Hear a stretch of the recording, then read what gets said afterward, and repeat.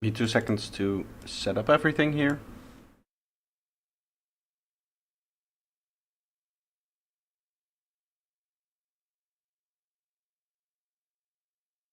Okay.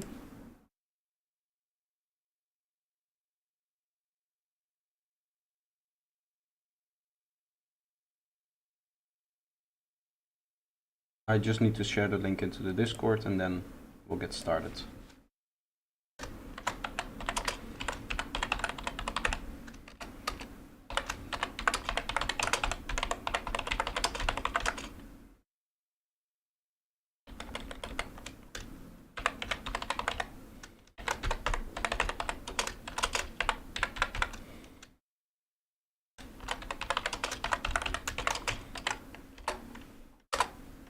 Okay, welcome.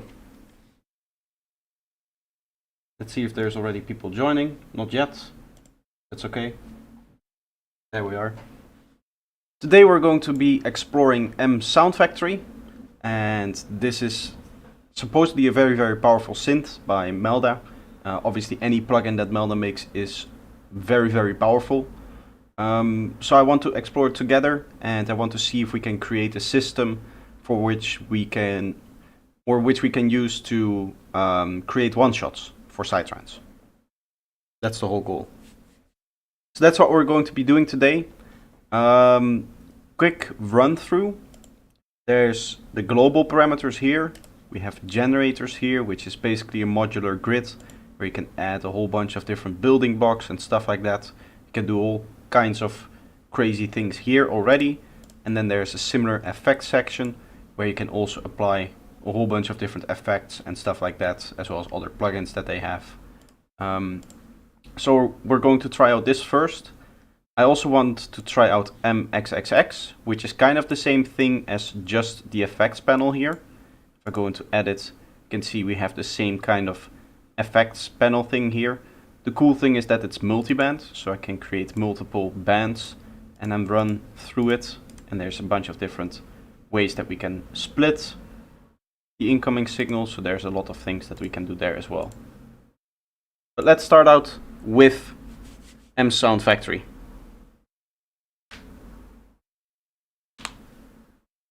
Any sample suggestions that can be manipulated to make dark/horror themed ambiances? I don't know, it's not really my specialty, to be honest. I don't mind B. You would go for like horror.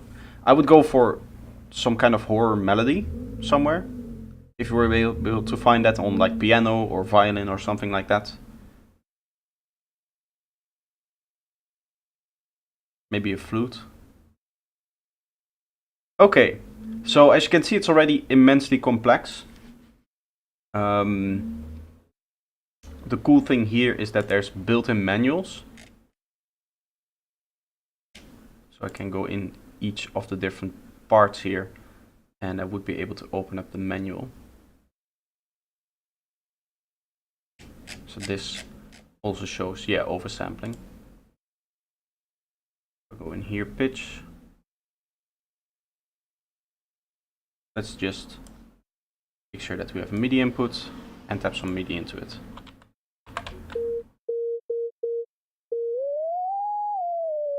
Okay, so this is just an oscillator. And then there's different operators that can modulate. Ah, okay. Yes, I see.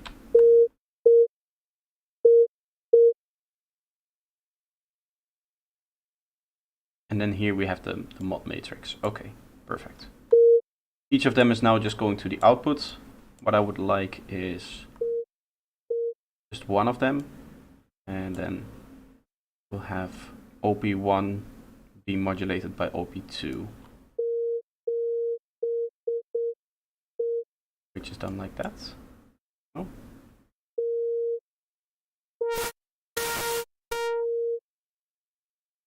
Ah, it trickles down. Okay. Okay. I need to go like this and then operator 3.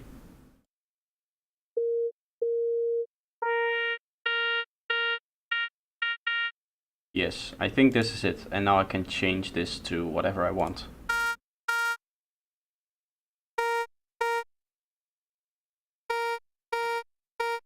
And we can set up much more complex FM setups. We start off with a basic tone. Let's try to add some more in here.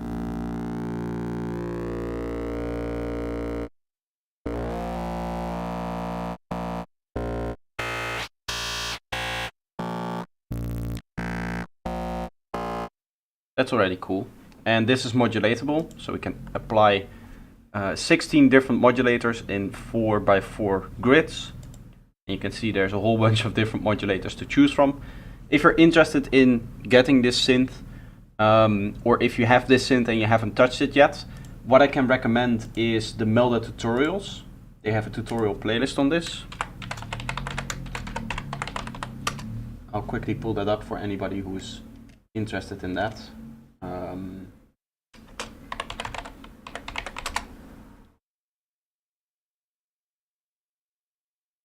Here we are. Welcome to the tutorial series.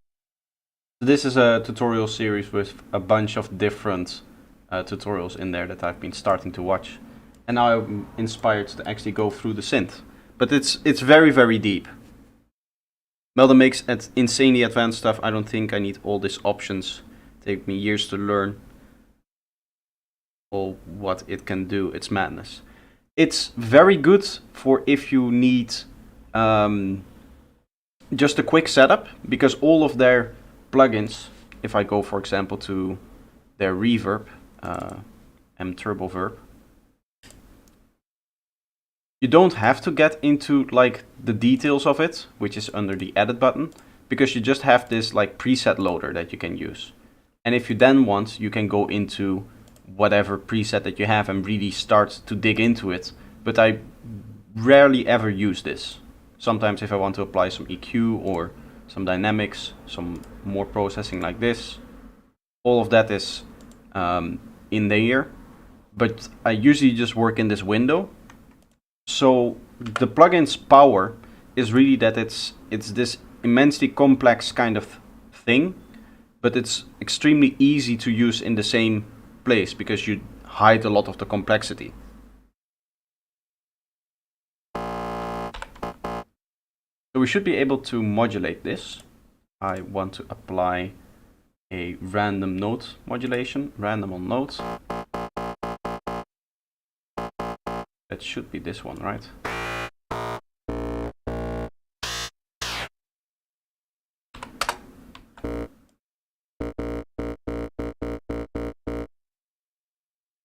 Why is this not working now? This is the one linked here, right? Or do I have to...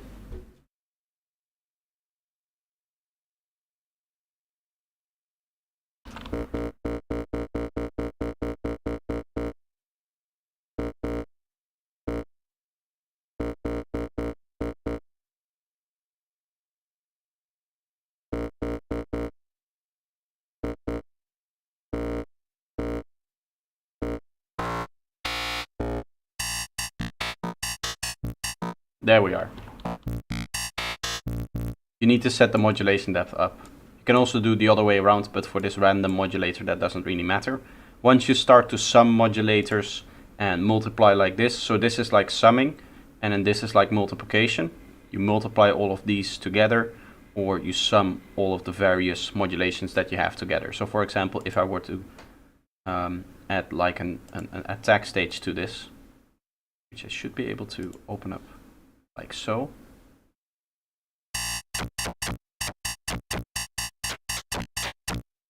And I can set this amount very, very low.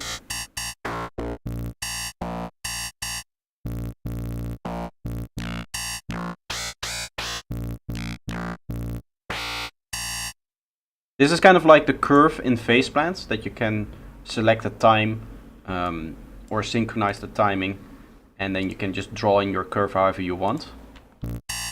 That's kind of, it's like a multi-stage envelope, I guess. in some way, but it's like time linked. But I don't want this, so I think Alt click should remove it. How do I remove it now? Off, there we are. Okay. This is like Zebra on steroids. Unfortunately, I've never played with Zebra, but I've heard a lot about it in it also being very complex. And that's certainly the case for this one. So let's add a filter to this. Let's go for bandpass filter.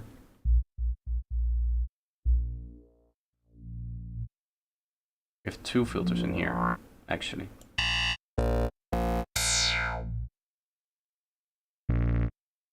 Okay.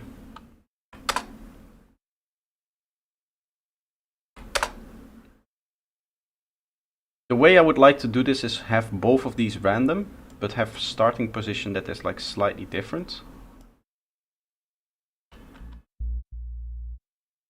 This goes to 0, and then we'll go in here.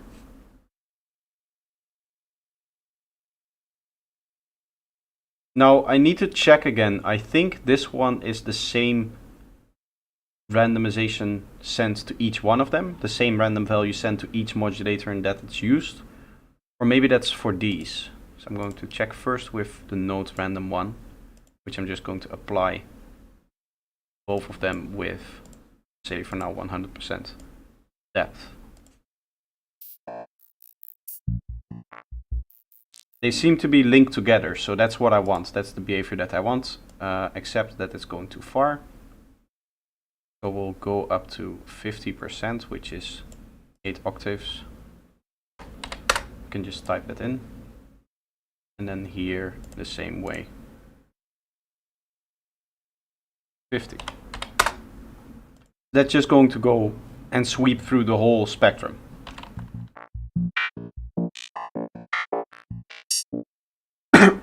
Which is nice. I want a little bit of dry wet on this. Still get some things through. And let's see if we can add a distortion in here.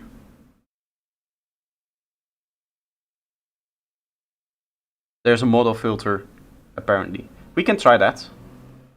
I don't really know how this works. I've never really... Seems to be doing stuff already.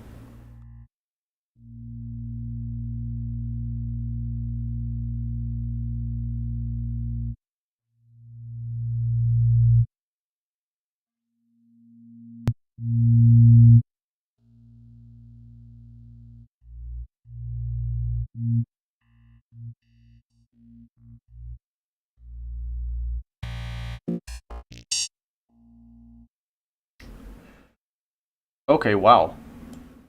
I need to turn all of these on for it to do something.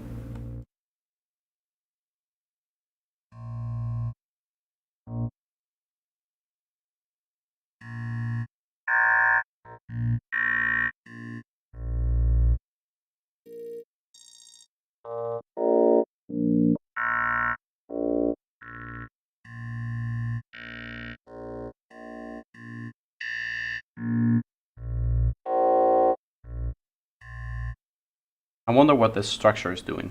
I think I would need to modulate individual parameters here. I don't know if I want to do this. I just kind of want to start off with like a traditional patch. So I just want some distortion. Let's go.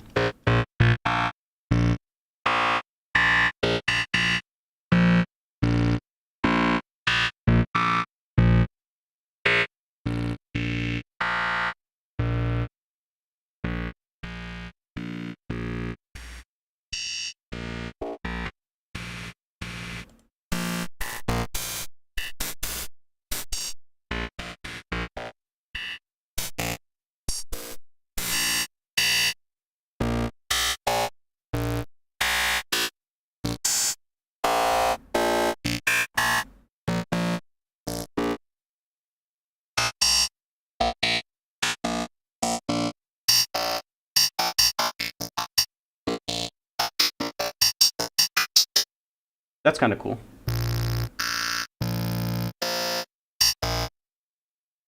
And add some effects to this. Let's do that at the end of the change, so we leave some space.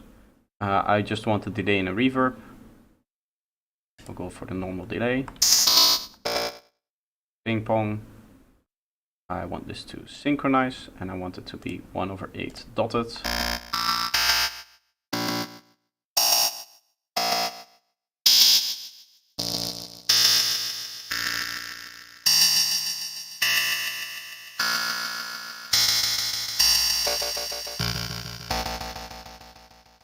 We'll add a,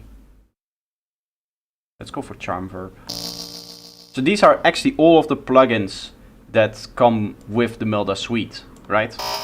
So you have access to all of the plugins that come within Melda if you just get this plugin.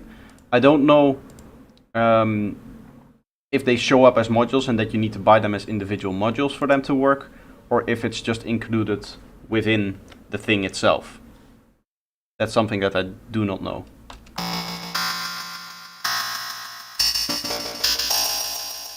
Getting a little bit harsh here. Is there a way we can equalize it in here? We have a dynamic EQ. Let's go for normal EQ.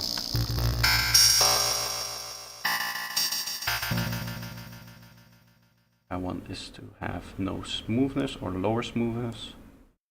Here.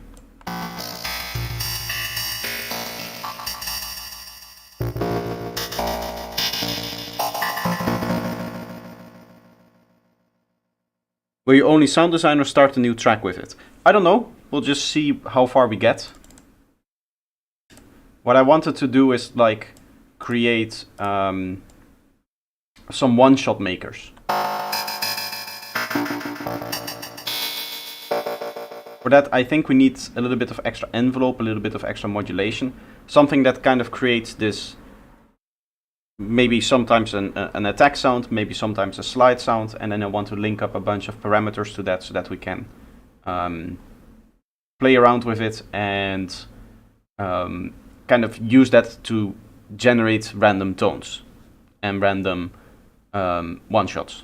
And then I can just plonk it into any track, and then it should be able to create one-shots for me very, very easily.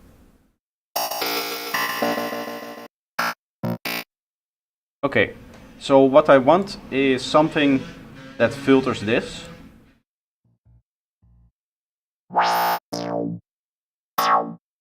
And we can attack some envelopes to it. What I would like to do is be able to select with a parameter between which of the envelopes it will be. I don't know if that's possible completely. The way I would like to do that is by, let's use the attacks here so that people could draw in their shapes. Let's say that we want to use 4 different attack styles and that there will be a parameter that switches between them. We would need to multiply this by one of the parameters here, which I don't know if you can do that. Main controllers, is that these ones? I don't think it's moving, no.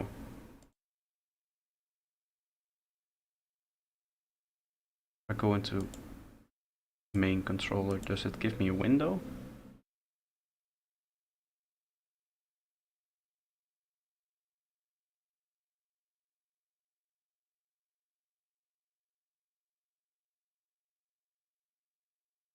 Let's quickly go out of here. What are the main controllers in here? I wonder, how do I link it to this parameter here? Is what I would need to find.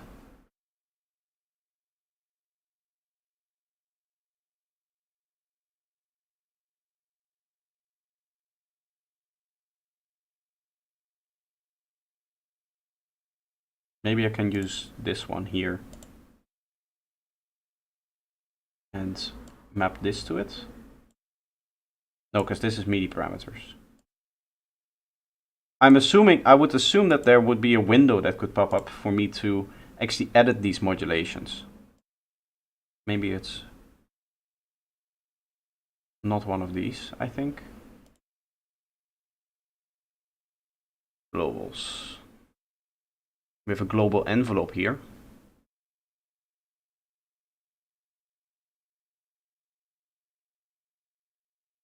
Use the envelope amount. Yeah, but that's would only allow me to... I would need to attach something to this. So what I want is for each one of them to be like multiplied with a parameter here. And then we should be able to do some transformation trickery to allow the parameter to only be up in certain sections, right? So that we can choose which of the 4 attack modulations is being used. I would need to send something here, or maybe it's just this value. Wait. If I go custom 1 and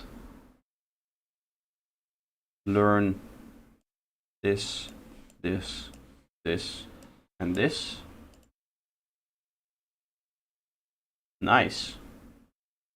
Now we can apply a transformation here. I could go for the first one.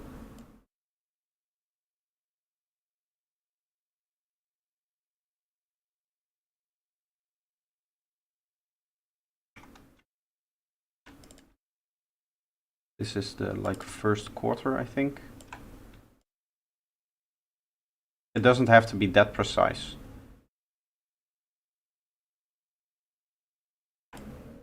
Oh.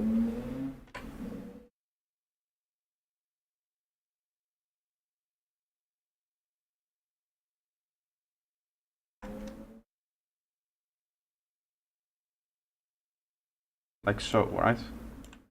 This is, how many is this? 1, 2, 3, 4, 5, 6, 7, 8, 11, 12, 13, 14, 15, 16, 17, 18, 19, 20, 20 squares. So each one is 5 of these things.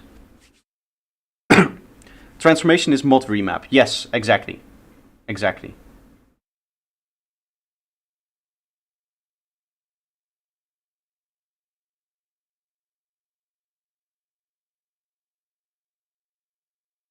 This one goes from the second 5 up.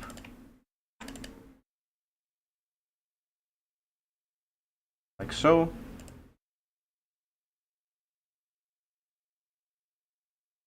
From here, 5.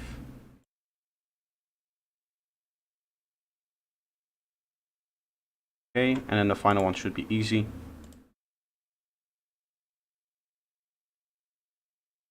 Actually, it's the last bit, right? Yes. Now it's the first one that is...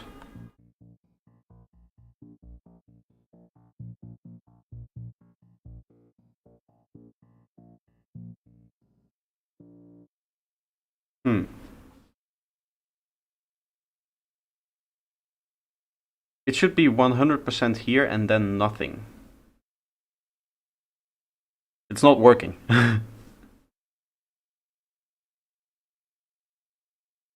Projector is the king of Melda plugins. I mean, it's been my main suite of plugins for a very long time, so yeah.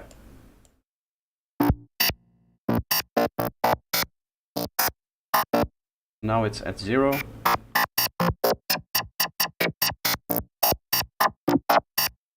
It's doing the thing that I was thinking it would do. And there's no indication of how the transformation is actually taking shape.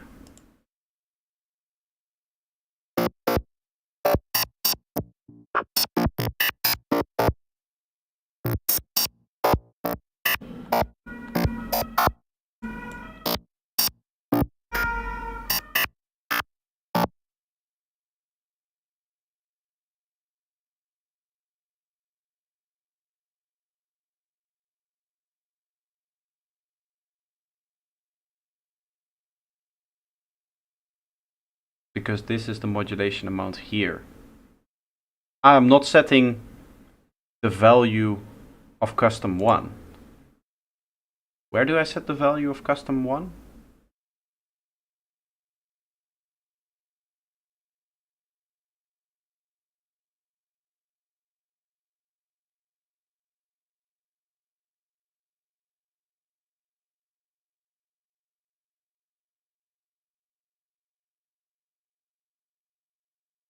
Generate custom mod.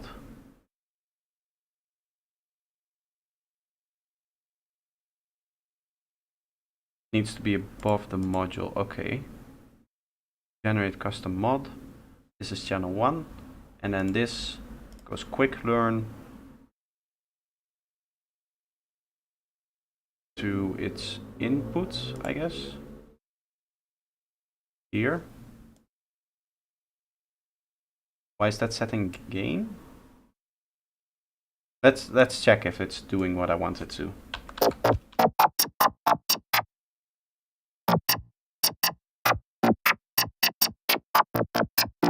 Nope.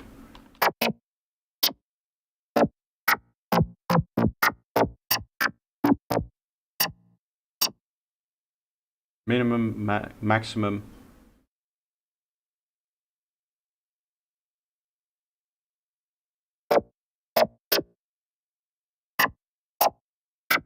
And it's on channel 1. Shouldn't that then change this, or do I need to modulate that?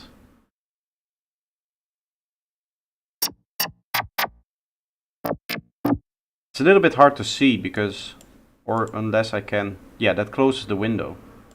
Let's up this here and now see what it's using. Still the first one. That doesn't work.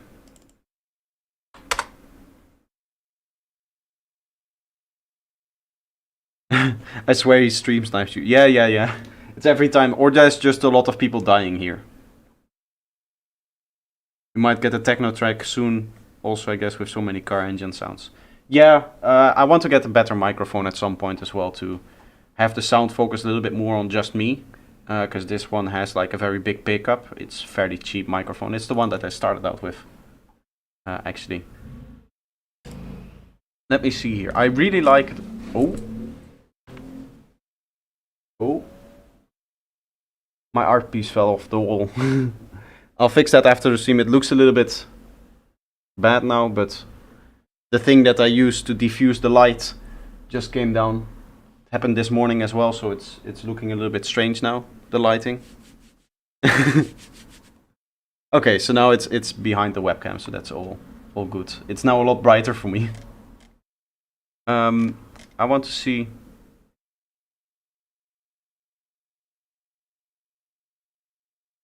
Transform.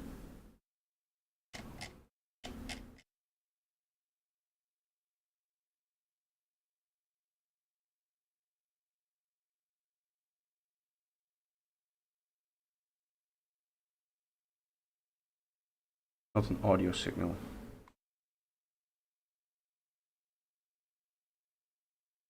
It takes the input for this. I need to give it an input then of maybe an oscillator.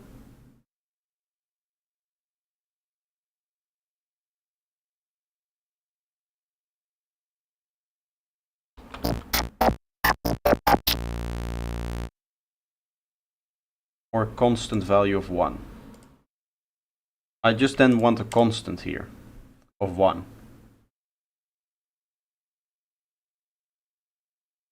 Does that exist? Wavetables, impulse.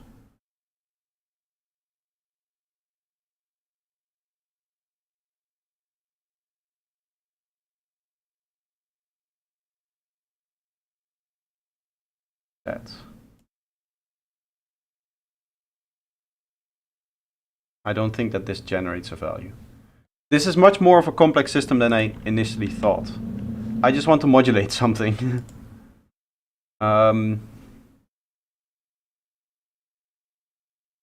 What was the other modulation thing again? There was main modulation as well. Which I want to see if maybe that's the solution here. Because it feels like what I'm doing now is very, very convoluted. So it was in here. This is where it gave me all of the mod sources. Main controls. Select in MIDI settings.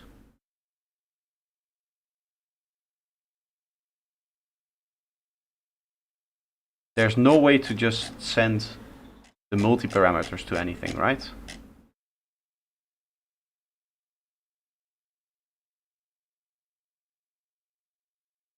Or maybe,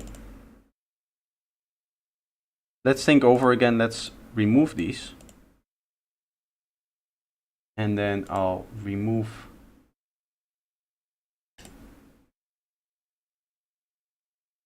reset this one, and then learn this, this, this, and this. And I think I can just set the values in here if I go to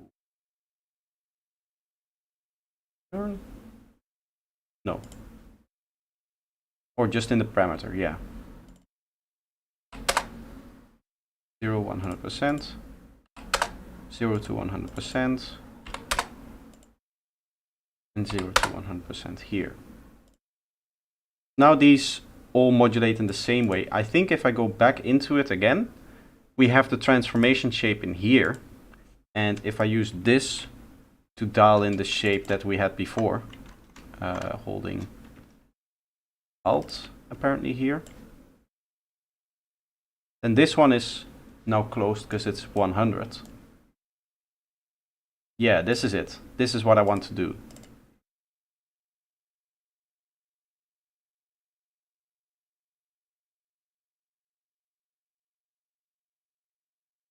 Okay.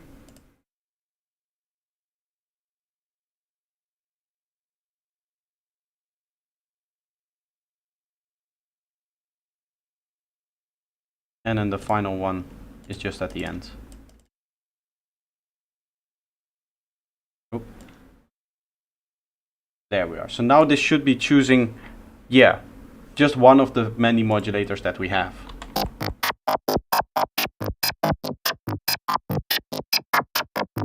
And because they're all different in terms of attack, well, apart from this one, we can use this to set up different shapes. So for example, we can have one that's like a little growl thing.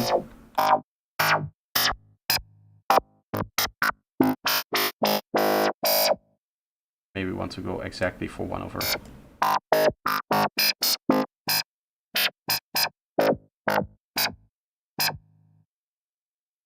Something like this maybe. Maybe we want it in the halfway point, so it's like on the 16 note. I don't know, it doesn't really matter.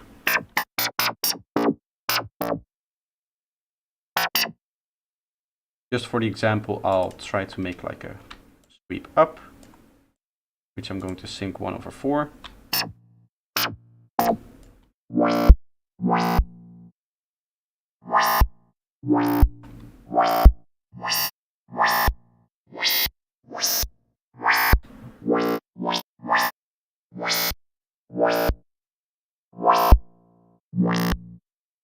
This one clicks backs down, but maybe that's because of the... Yeah.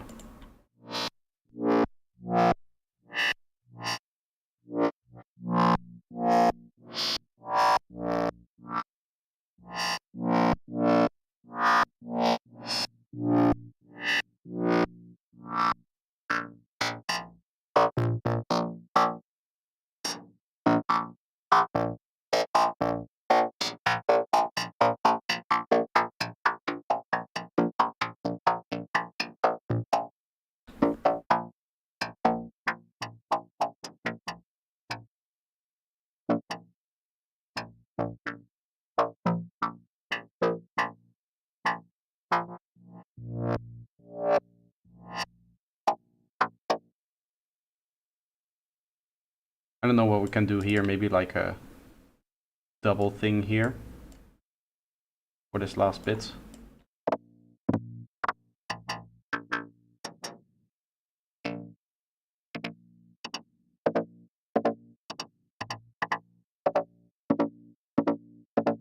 Something like that. I want to apply some more distortion to it to bring it back up. Let's go for saturation actually. That should also be in here. Wave shaper actually.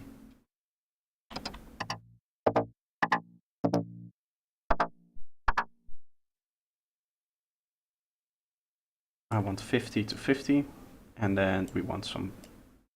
Oh.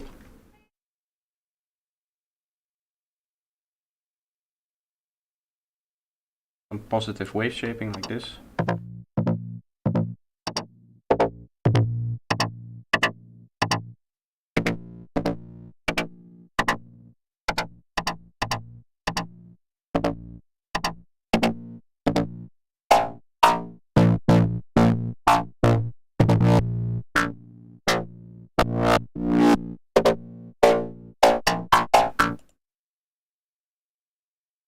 Okay, let's see if we can introduce some stereo wave into this, because it's completely mono still.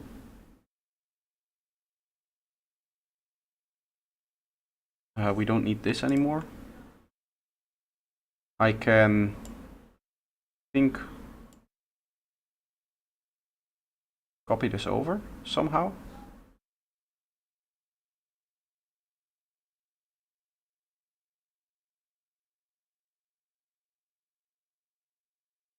This is safe if I then go in FM and paste. Yeah, that puts in the settings. And now I can use some kind of summing. If I bring this down to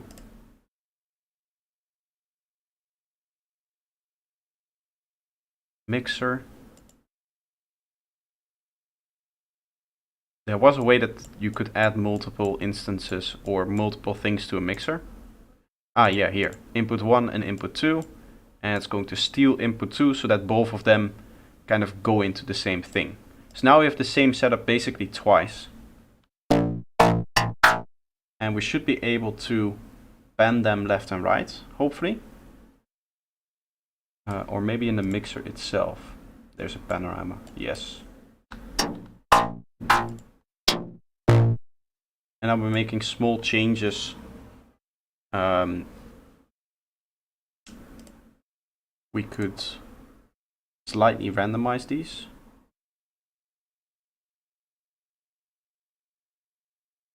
So here, note on random 2.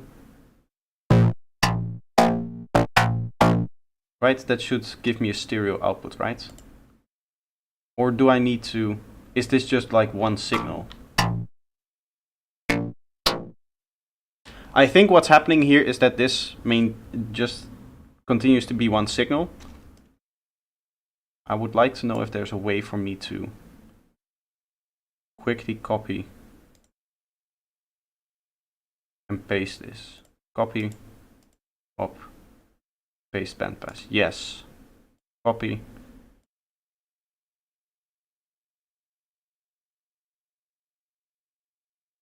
Copy.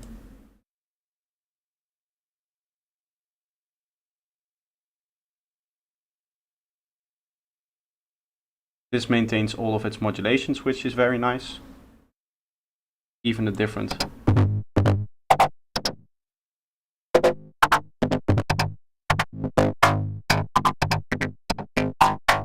It doesn't maintain that.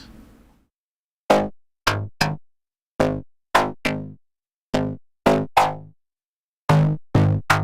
we need to set up that thing that we set up before with the different selections for this second one.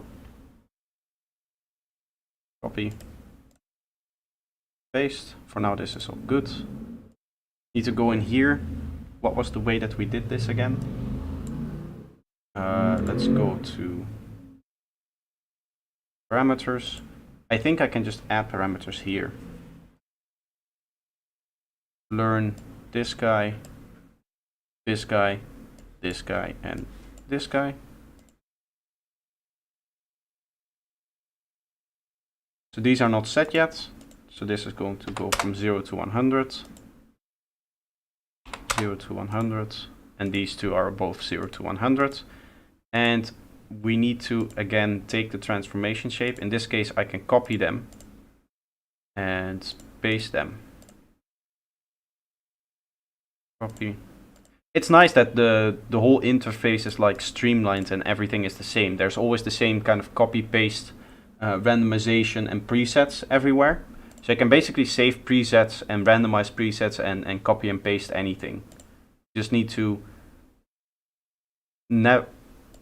navigate through all of the windows, which is slightly time consuming, but that's just what's going to happen with such a complex instrument, right?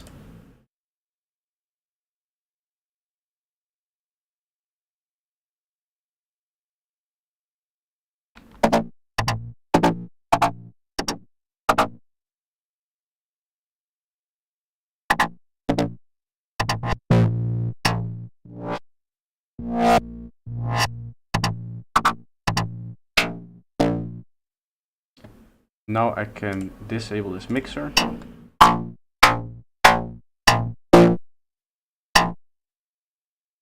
And hopefully I can make some changes to this somewhere. Especially the panning, that's just what I want. Maybe there's like a utility that I can use. Volume and panorama. That seems like what I want. I'll pan this to the left. And then I can use another one to pan to the right. And as long as there's differences between them, we should be okay.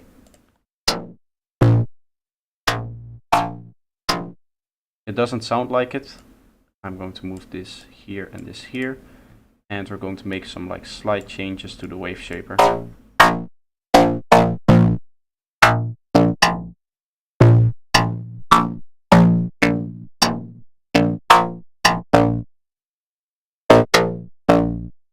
And now we get something like that.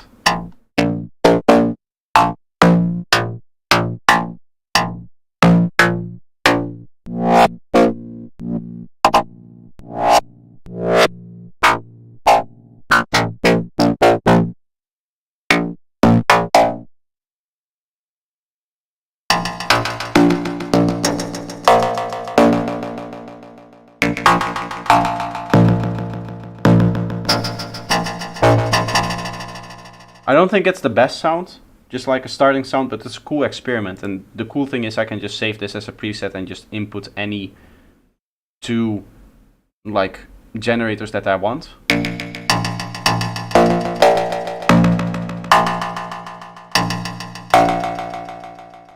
I want to move this all the way down here, so that we could maybe, let's leave a little bit of space. It's always a good idea to leave some space if you have other ideas.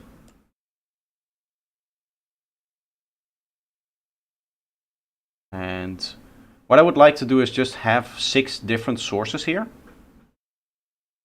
So we can delete this one and then delete this one, and we need to send this out to 6 different channels, but we need a selector first.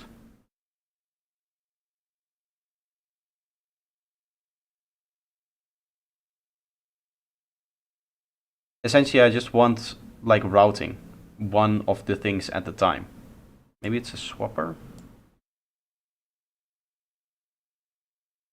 Input 6 inputs. I don't know.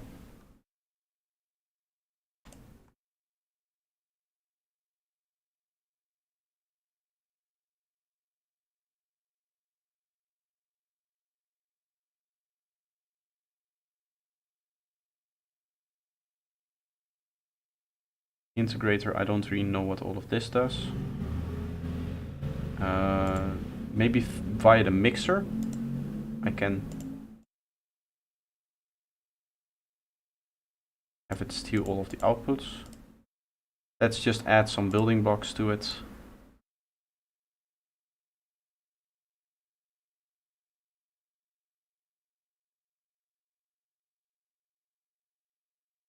Hey, this should be stealing that input as well, right?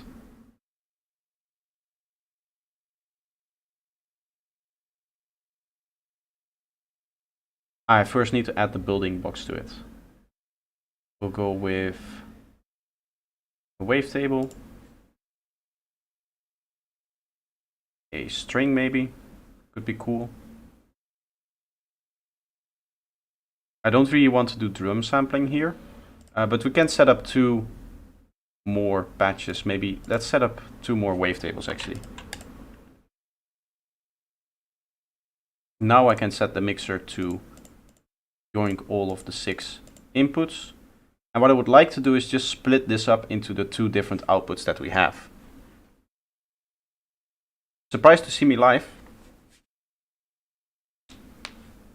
What am I trying to do? I'm just building this modular system.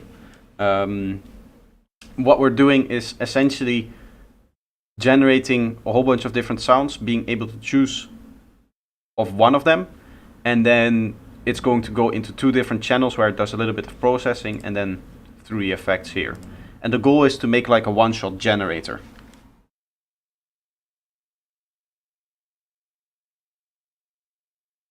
So I would need to split this up somehow.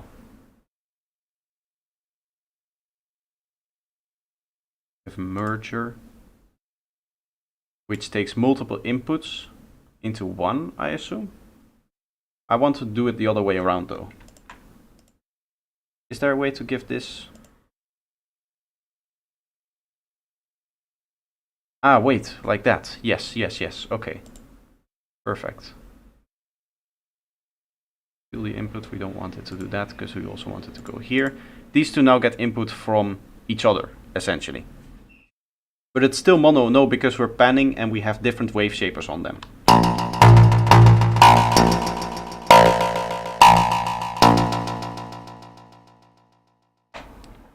So now we can, first of all, let's give this a name. This is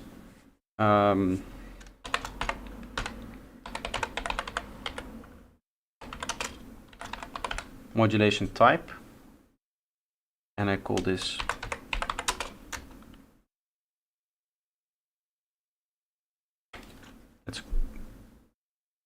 let's call that main. Visible. There's a whole bunch of different things in here that I can edit. I want the main to be, let's go for this color here. Ooh. Okay. And that's good. This is all going to show up on your interface if you make an interface for this, which we can take a look at some point. But you can basically set up all of your multi-parameters and then it will automatically create an interface for you. And you're able to basically create an interface even like the ones that you're seeing now with all of these building blocks. You're able to make the same thing, essentially. So we're going to learn these all down.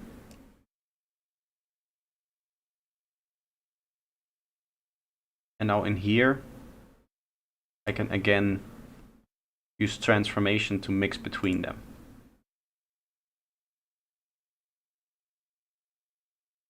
Now though, how do we do it? It's 20 divided by 3.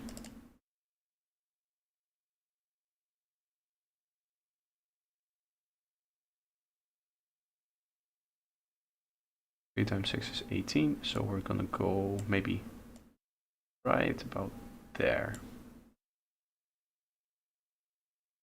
Ooh. This transformation shape goes up here.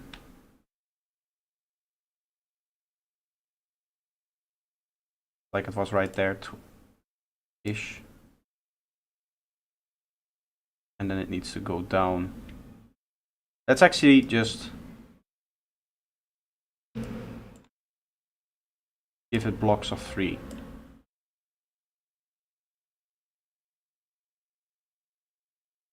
And then we'll leave one space in between if that's possible.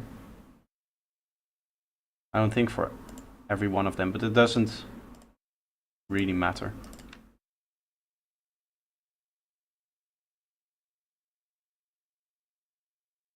Right, this now works with this. Yeah.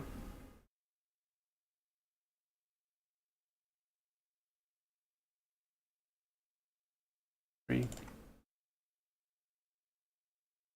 As long as we have a way to switch between which different algorithms it uses, then it's okay.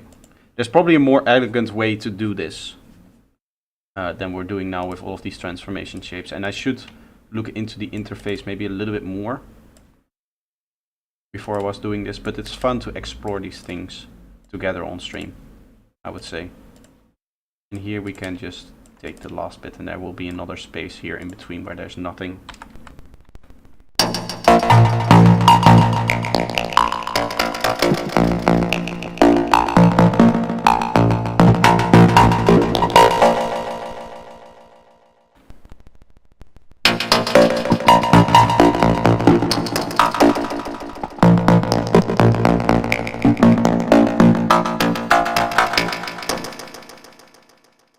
That's cool.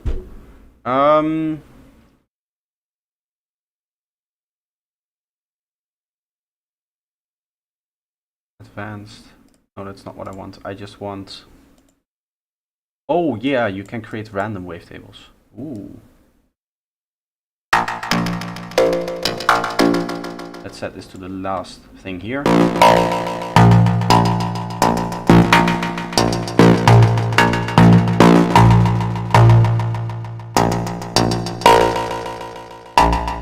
It should actually be, let's randomize these.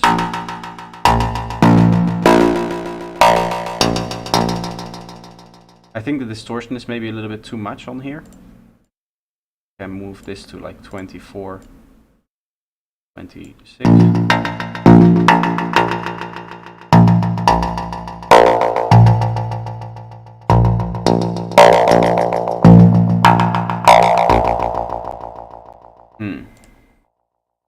Let's go into the effects and just quickly compress this a lot. Utility, special, spectral, dynamics here. Dynamics.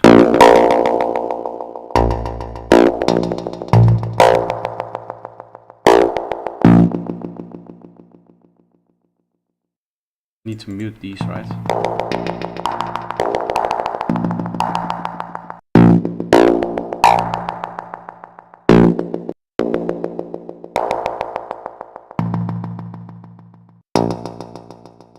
Ah, wait. This is also a stereo pair, so this also needs to be copied. Copy. Wait. Copy. I should have a paste in here, right? Or do we need to paste dynamics and then paste it in?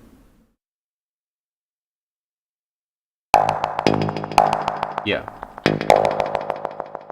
I'm gonna go low attack, low MS for both of them. I just want this to basically take everything.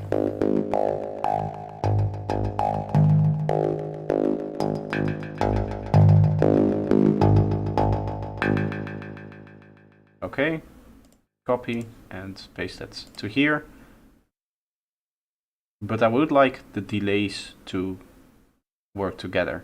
If I go in here and take a mixer and I make this yoink the first two inputs like this, does it still remain stereo here? It does sound like it, so that's nice. Now we can play around with the different sounds that we're creating. I can also, if I control click, bypass these. And just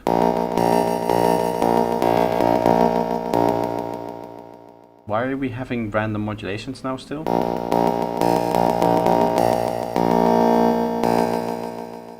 Modulation should all come from here, right? Ah, maybe it's because of some of the drifting.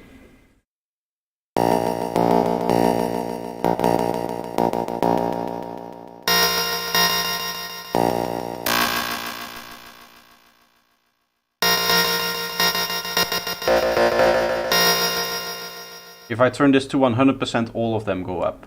Okay, so that's nice to know. And there's some random modulation in here, so that's what we heard. Now if I control click these on again, we should have.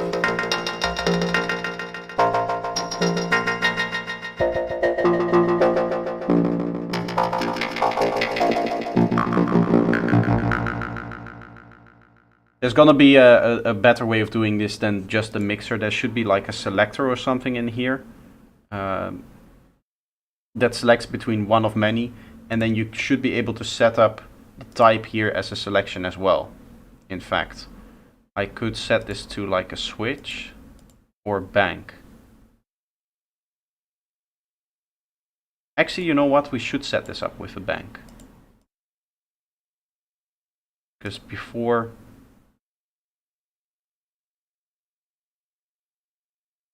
we were doing things with the transformation shape, if I set this to a bank, it will still remain. But I can set this up with a bank by using 4 different steps, right? And then it can choose between the 4 different types that it does. I just need to see, yeah, here we have full control over each one of them. Okay, so for the first one, this one and this one,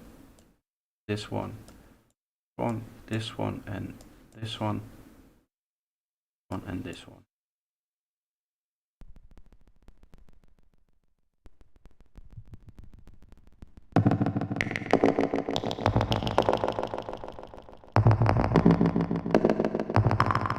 Maybe banks do not work the way that I think they should.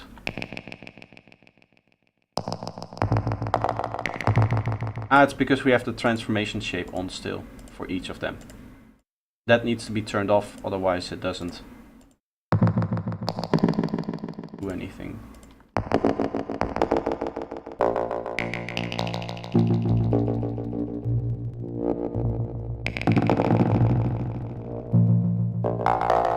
And we can kind of morph between them, like crossfade between them. It's crossfading now. I don't want it to do that, because then it just selects.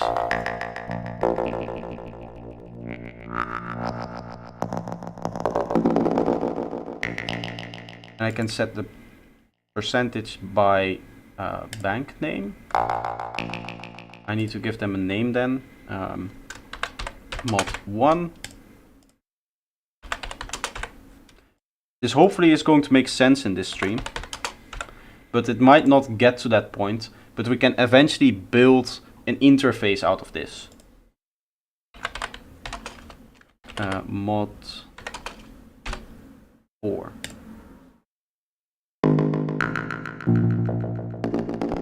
And now it shows me up here which of the modulations I'm using.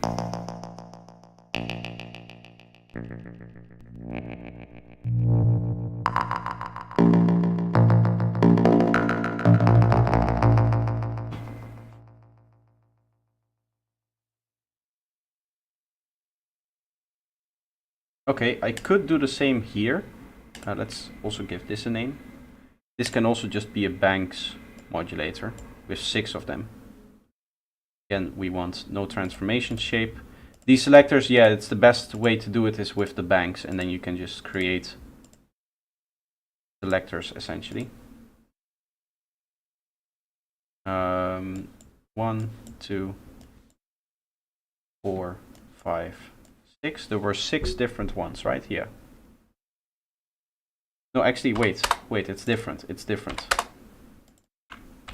We want all of them to be minus infinity except the diagonals.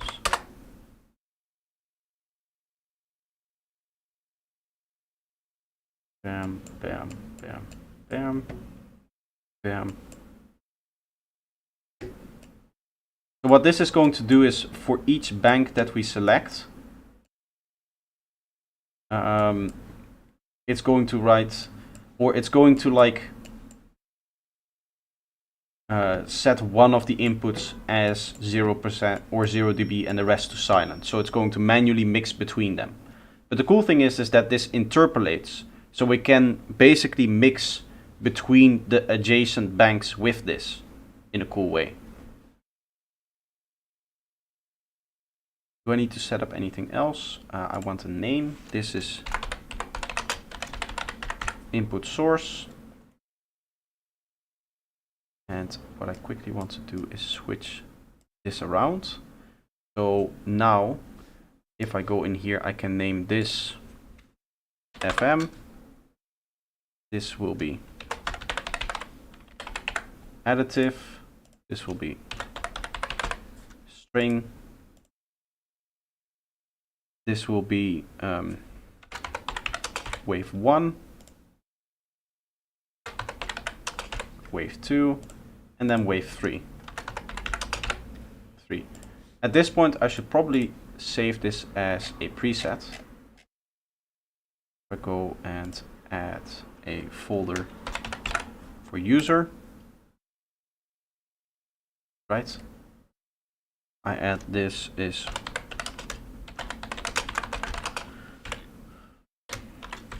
V1. Hopefully this should now show up in a user folder. Exactly, perfect. Okay.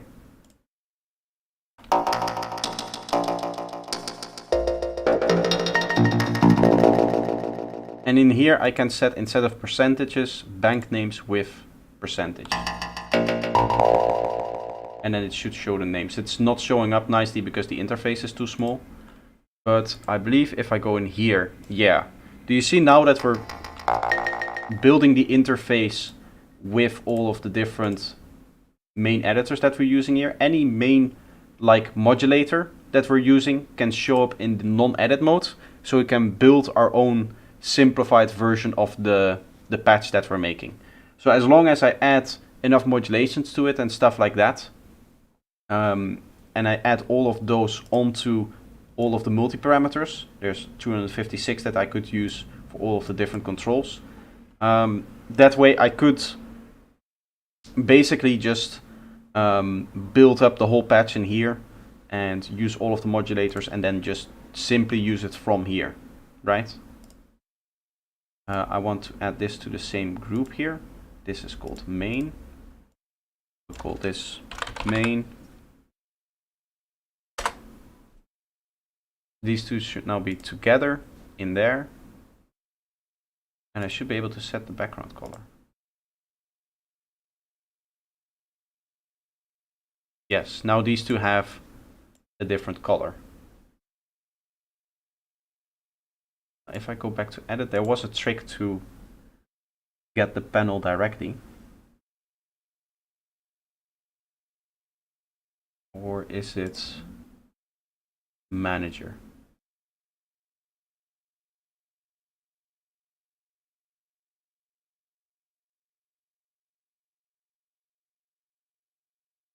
If I go in here.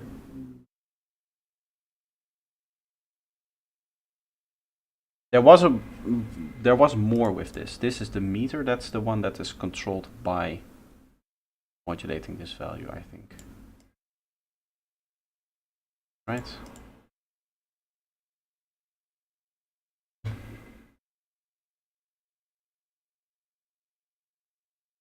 Hello, Nicola.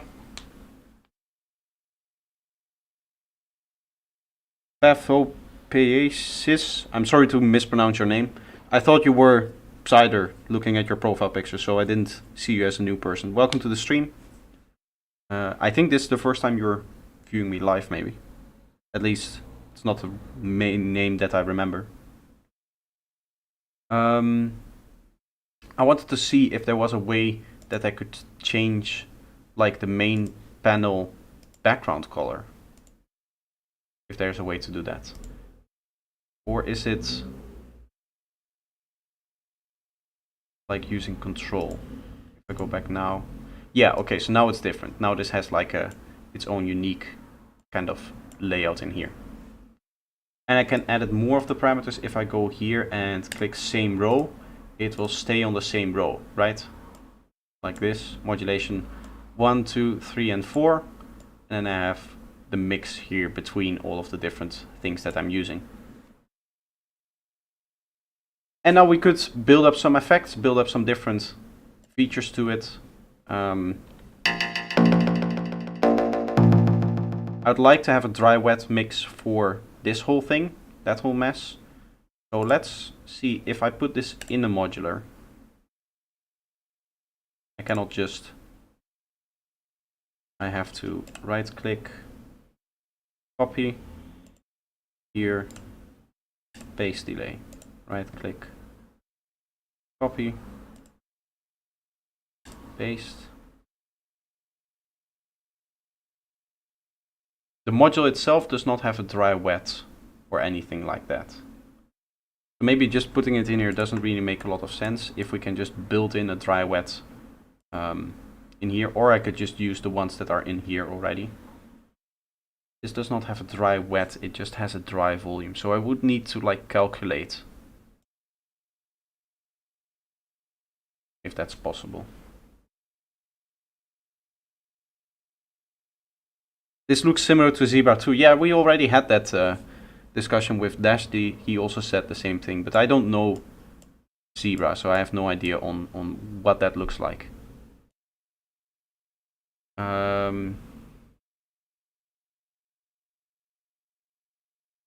Crossover, right?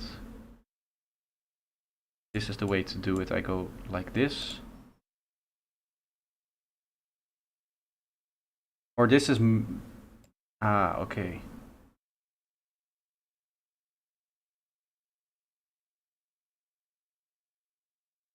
I was hoping that that would be like a crossover thing that I could set. Or is this if I set it to level?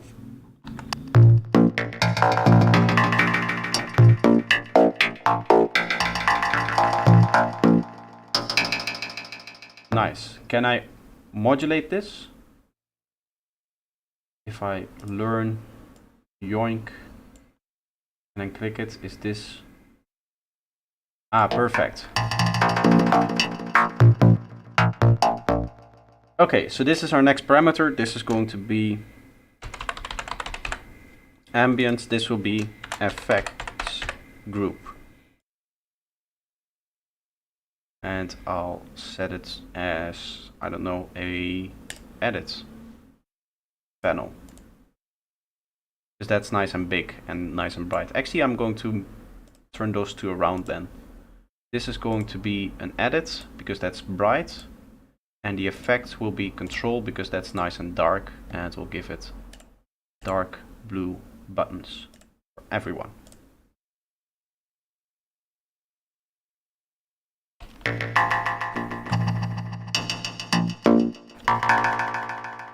For that modulation, we need to modify the transformation shape. So just, actually there's an invert button in here, right? Invert.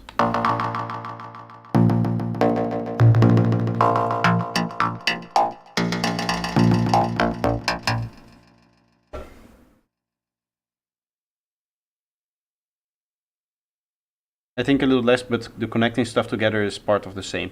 I think Zebra is just the generator part. It doesn't come with the effects part. Because Zebra is just like a synth, right? Or like Grid. I think Grid is a little bit lower level. Maybe not. In here you have like, I guess, yeah, the like modulations are a little bit further away. It's not like the modulations and stuff like that sit in the same modular grid like we have here. This is just like the signal flow of audio. And it also has sidechain, and I think in the generator you could do something with MIDI, but I'm not quite sure if that's even... Doesn't look like it. There doesn't seem to be MIDI modules, so I don't think that it does any like MIDI modulation.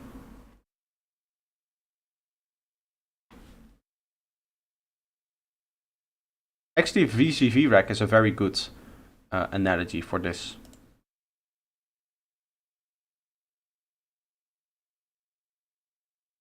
Okay, so what I want to do is kind of create dry wets for everything. I can just add a bunch of... Let's do it like this. Let's add modular here, which is going to hold all of our effects. For example, we want definitely a flanger in here. I need to make this bigger, actually, so I'm going to put this here. Actually, don't need this. Be even bigger.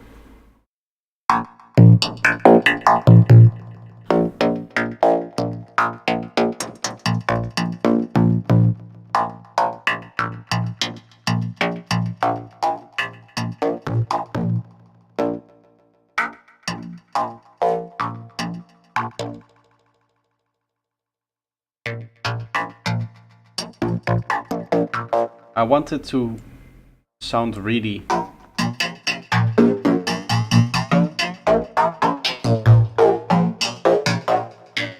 something like this. Nice.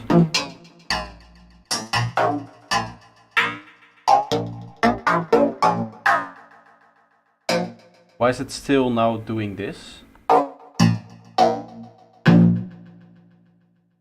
If it's 0%, it's negative. Okay. Okay, learn, go up, finish. Now I can just add multiple different effects. Maybe I want a rotary effect in here. This also has a dry wet.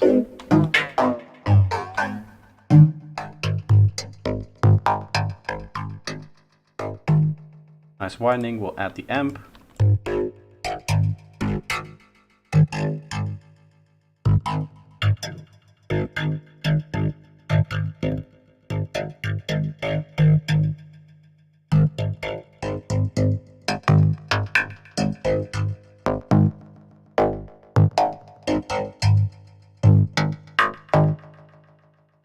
will learn this to here. And we're basically going to make, this is the flanger. This is going to be effects. This color set. This will be rotary effects. Color set. Oh, I don't have to do that for everyone, I think. Right?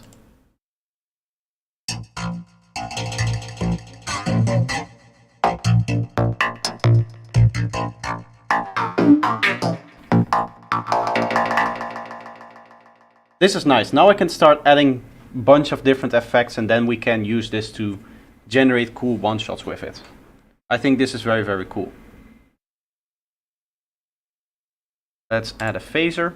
I'm going to add simple versions and maybe also the multiband version for some more crazy effects, and then maybe have it switch between the two, if that's possible.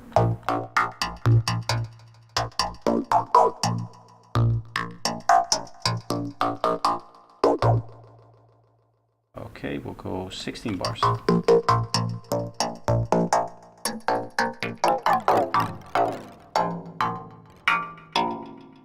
A phaser with 100 poles.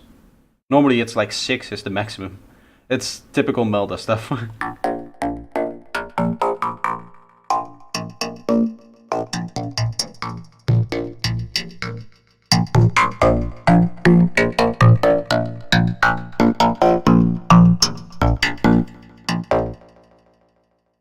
Okay, we learn this one.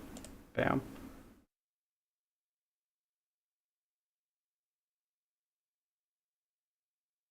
This will be phaser effects. Oh, I do need to set the color. I also can say, by the way, same row and same row on these ones, so that we have one row and then we'll have another row and then we'll have another row until we have, I don't know, maybe 4 rows, something like that. I want to add, let's say, ring modulation. Let's have some fun here.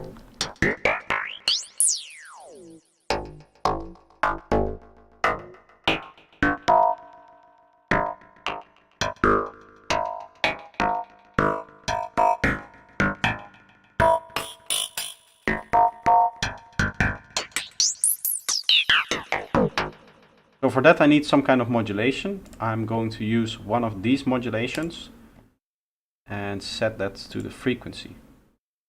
If I go here now, oh wait, I need to learn up there, stop learning. This can now be synchronized. Sync, and we'll go to 16. Because this does not really seem to have internal modulation, like this isn't a modulator per se, this is the ring modulator, and I want to modulate the frequency. You get something like this. Actually, I want to set this one to 8. Not have all of the same effects have the same timing.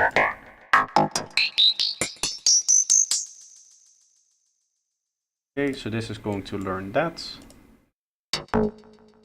This will be ring modulator in effects, and it will also get a blue value.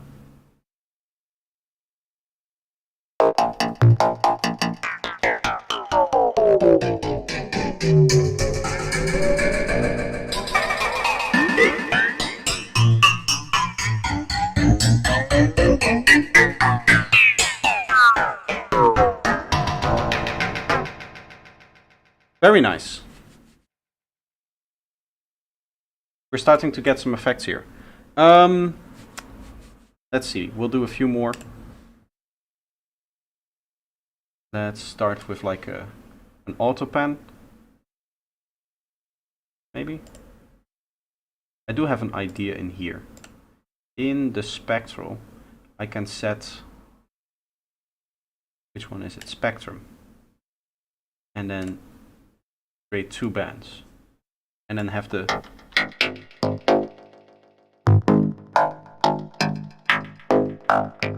faster one. Oh, I need to unlink them.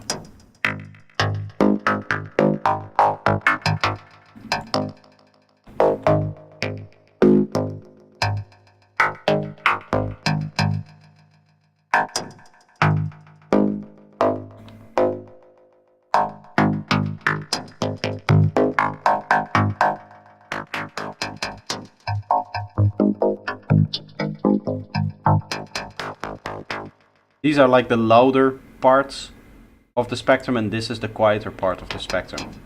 So it breaks it up into the different partials depending on how loud they are.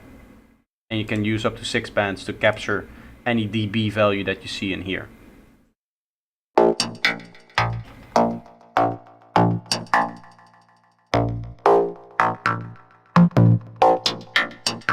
I would like these rates to be multiple of the keys that I'm in. If there's a way to do that, I can use maybe... Because in the generator there's all of these modulations, which is like the key and stuff. But that's not in here. Unless I'm able to do that from here.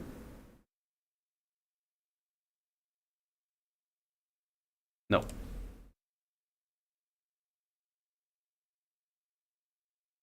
MIDI learn. If I go to notes,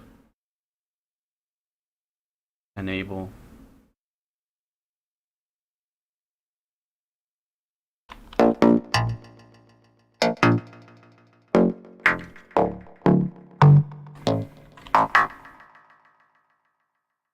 In here I can go in there, and then this is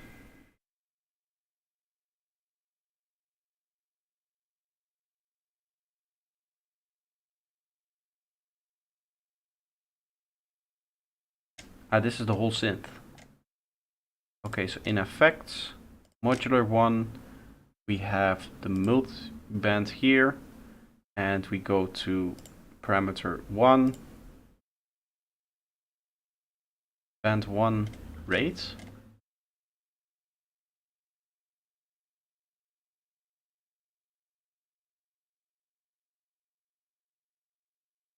Modulators, multi-parameters.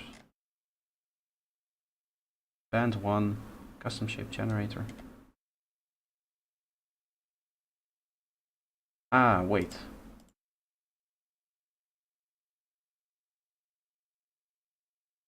Just band 1 rate, I guess.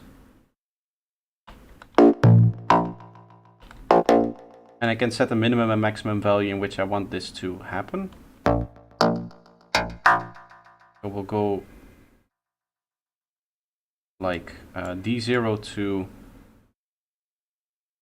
I don't know, let's go D2.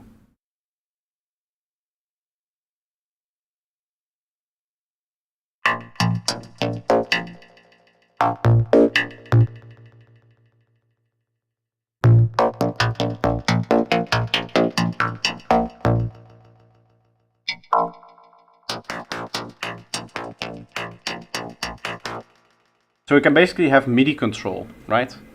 I can use another one for this. It's again going to be in effects, the modular autopan band 2 rate. This is going to be the same setup. I'm probably just going to do it slightly differently, maybe like double the frequency that it uses. We need to do like 2 octaves. And I want this to be in key. The way that I'm going to do that is I'm going to find the frequencies here. We'll have this one start at 18.35, and then we'll have it go up 2 octaves, I guess. Can I do that again here? But if I then go from here to the double of that, that's not in the range.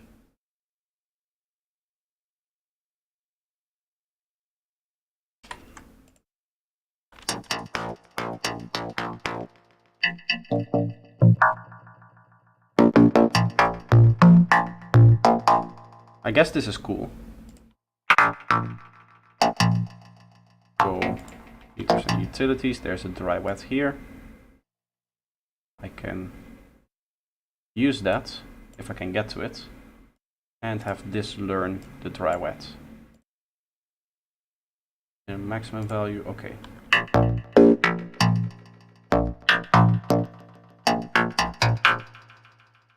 This will be panning, effects, and its color.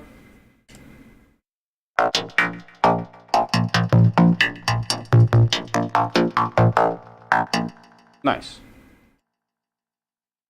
Okay, what's the next effect that we are able to add? Let's go for like a frequency shifter.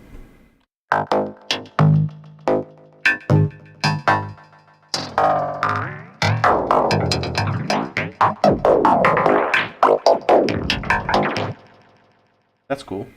We'll use maybe the same modulator here. I can have it learn the delay until say there.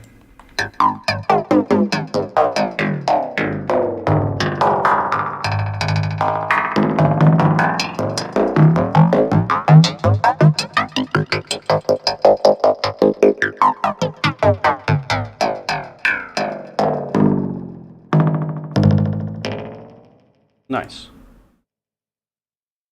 I should be able to also do some cool stuff with the shift. If I set this to... Is there a way to do like random modulation in here? Mess. We'll smooth that out and then learn that to the shift.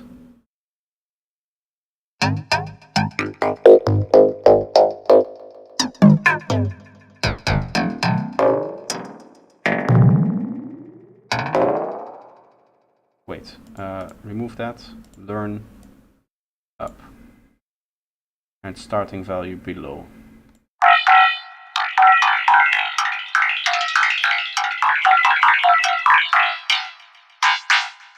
Why is it not working here?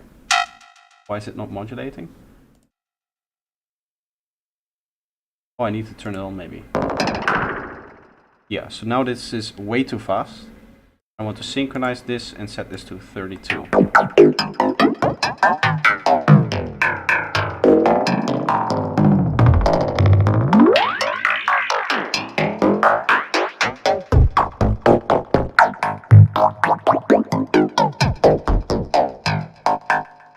That's kind of cool.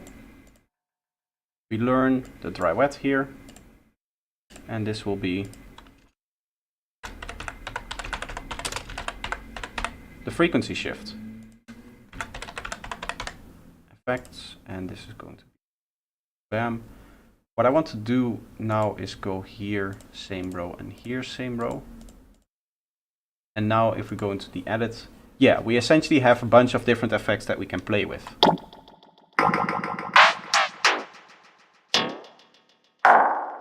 Why does this still play with ambience at 0, by the way? Edits.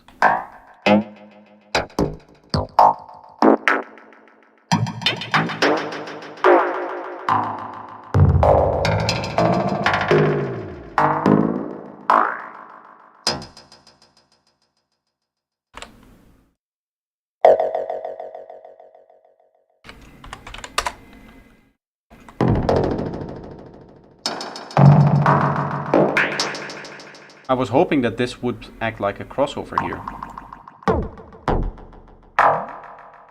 Doesn't seem to work. I also need to turn off the dry here.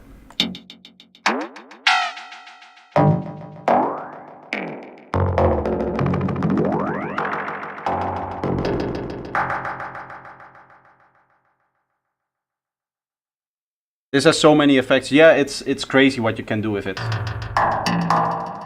It does seem to get like... Ah, there we are.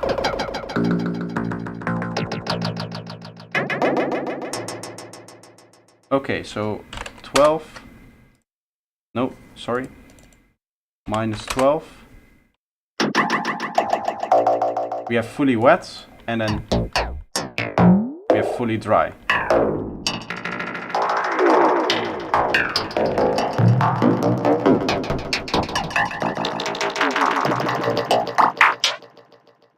Actually, probably want this.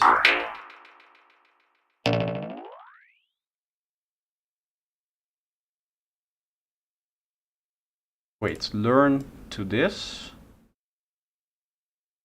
Okay. The level slope. We want a value from 0 to 100, and then I want a transformation shape that looks like this.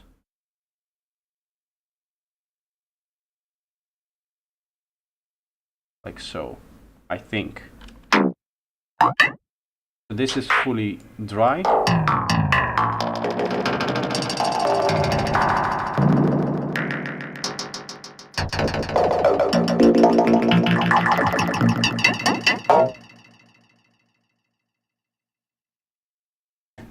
Value of silence. Oh. Transformation shape all the way down, maybe. I'm just experimenting here to try to get a very clean, dry, wet version here.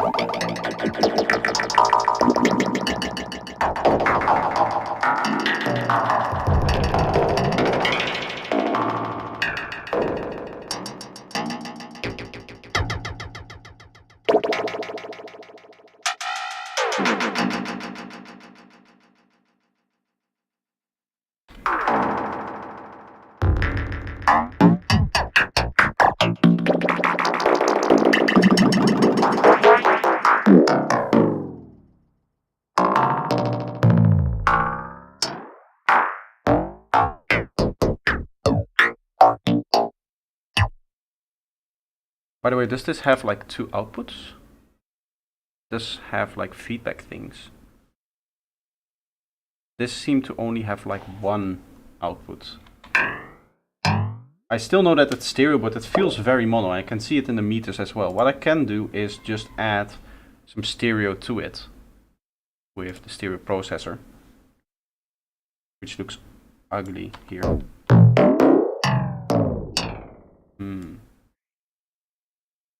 I can make the interface even bigger if we want to. I can make it like this, but I know my camera is in the way of like a few things. Anyway, this is going to go like this.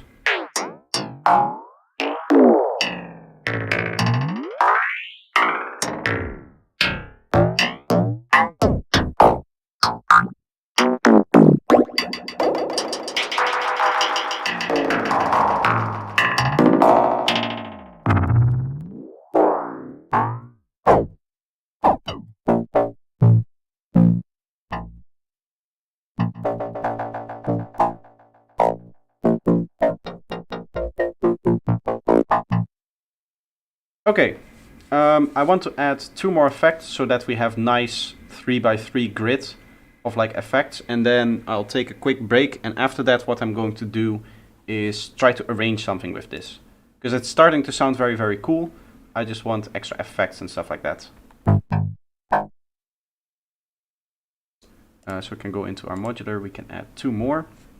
What can we add? Let's go for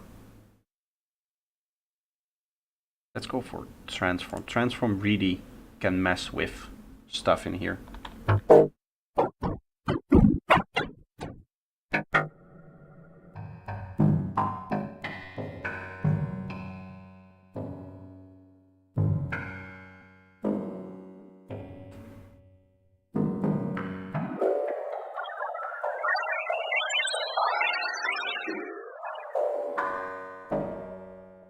Some crazy stuff that you can do with the transform.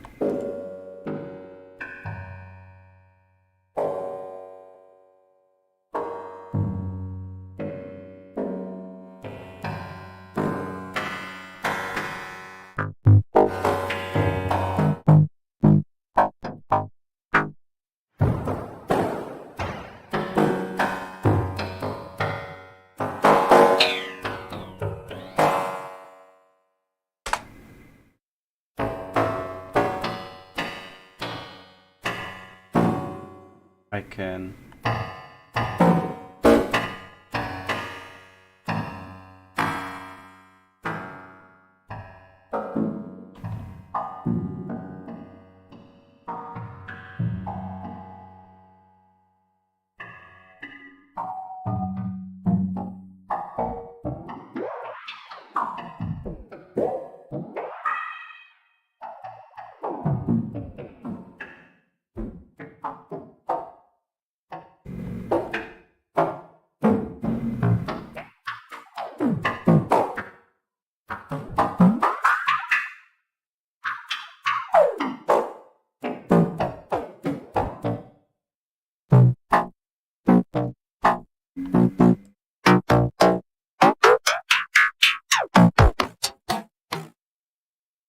let's add a modulator to that. We'll learn this all the way up there.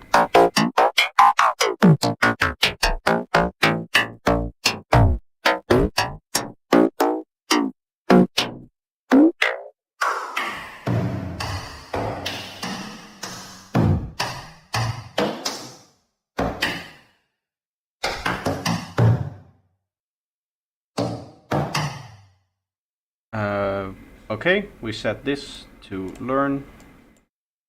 There. I also like that it automatically makes like a sensible control for dry wet, just going from 0 to 100.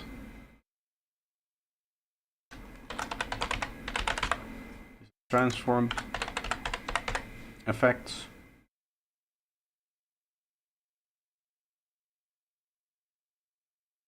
Wait, why does that not go in the same group? Effects, right? Oh yeah, now it's in the same group. I just need to give it its color, and then it's in there.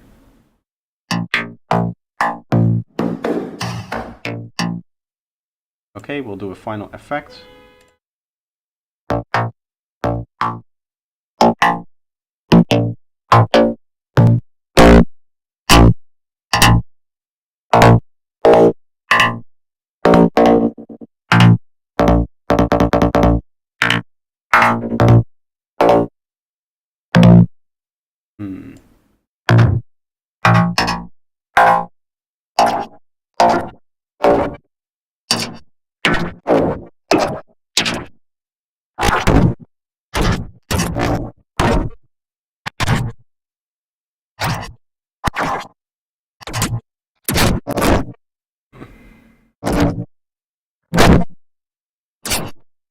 This is brutal.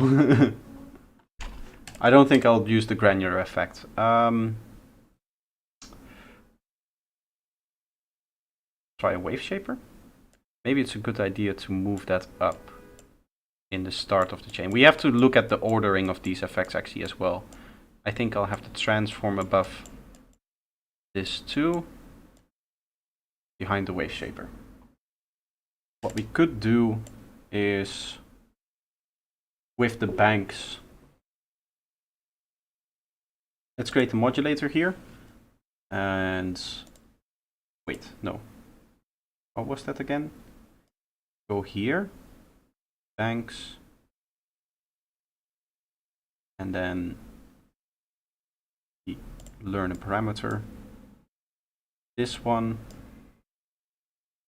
and this one. Okay. So we get points y and like x for each of them. And we should be able to randomize them. And then what I want to do is, there is this one option that is, where is it? Cyclic mode. Yes, I can randomize each of the pins here. What this will do, going through it, is it will move and morph between different shapes, depending on like the random mode. We do need to make sure that x3 is always higher than x2.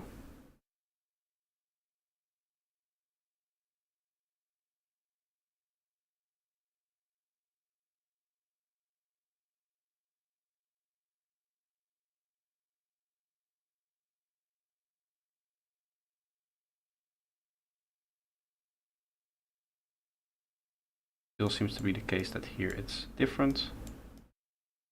The second value should or the X should always be higher than the first.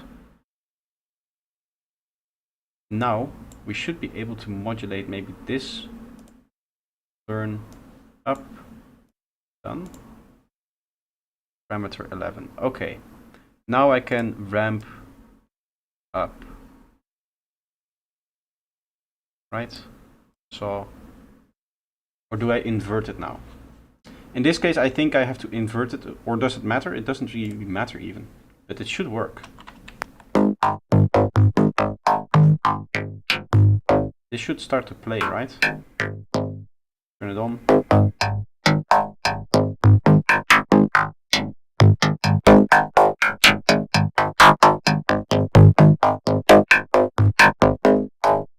That's modulating around. I can use this in asymmetrical mode. Blue. Okay, so now we have our effects done. I just need to make sure that the last few have same row enabled. But we should have something that looks like this, which we can use to generate hopefully cool sequences and patterns and all of that kind of stuff. Which we'll do. We'll definitely do that. What I'm going to do is I'm going to take a quick break and then I'll be right back, and then we'll get into the actual sequence making using this. I am going to first save this preset. Add. Okay. This now should be,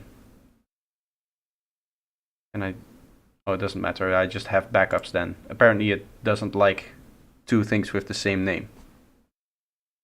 The whole cool thing is that this is now a whole modular system, so I would be able to just open up this preset and potentially copy parts of the interface, like maybe all of the generators or all of the effects, and create a new building block out of that. Right? So I'll be right back. I'm going to take a quick break. I'll leave you guys with some nice music. What can I let you guys listen to? Let's go for the big intro project. You guys have been requesting that the last time, so I'll go for that. I'll be right back, taking a quick break, and then we'll get into sequencing with this effect as we have it now.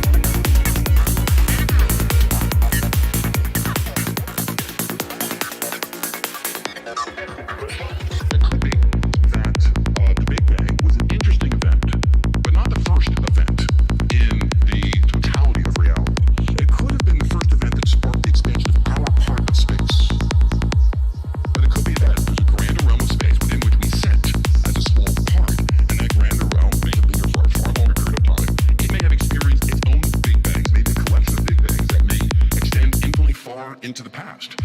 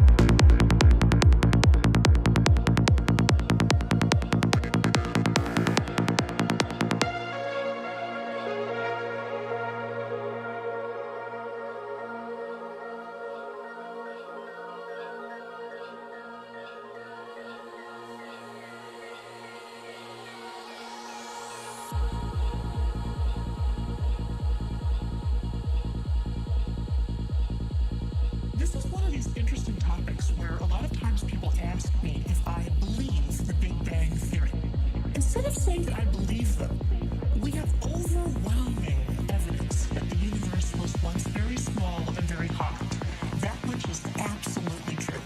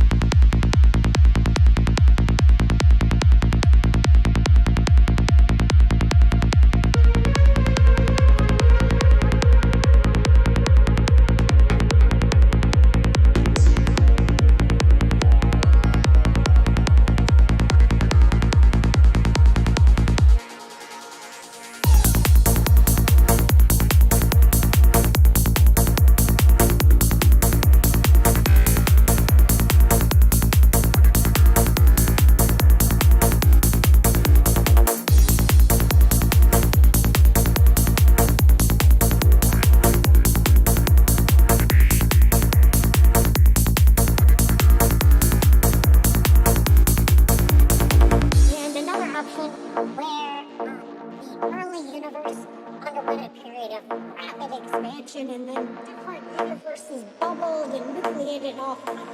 So bubbled,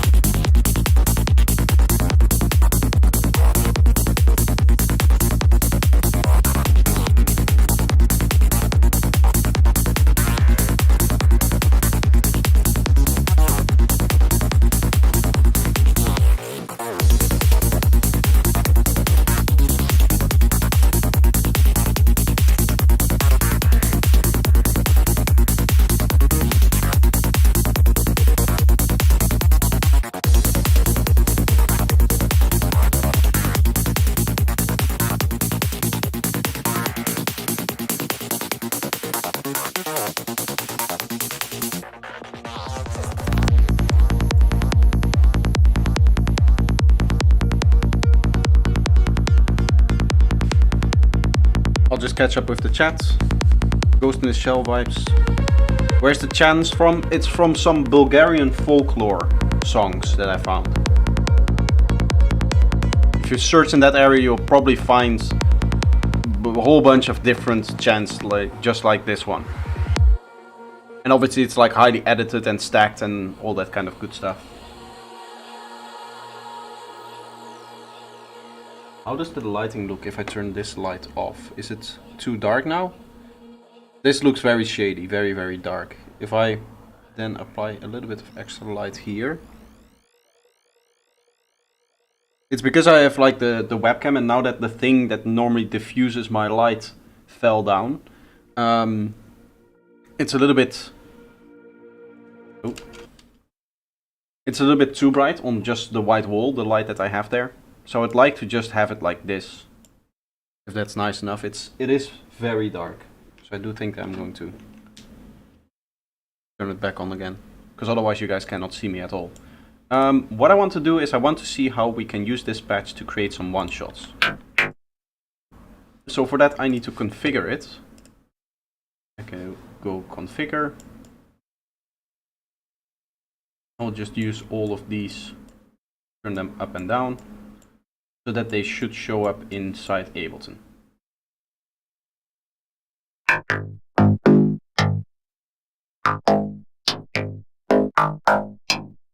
Oh wait, this one needs no name. Actually, not visible. This is going to have Wave Shaper mod. We'll make this black to indicate that we don't want to play with that. And then dry wet is what we want to automate.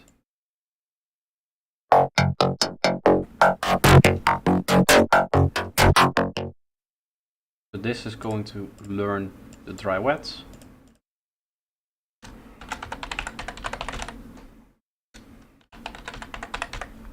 Effects, and then this is going to be our blue one.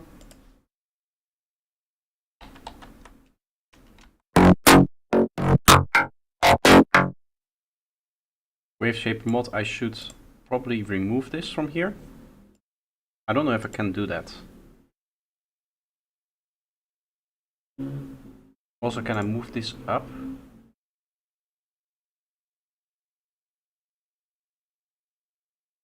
Because I do want this to be part of the effects panel, which it doesn't seem to be. If I click here.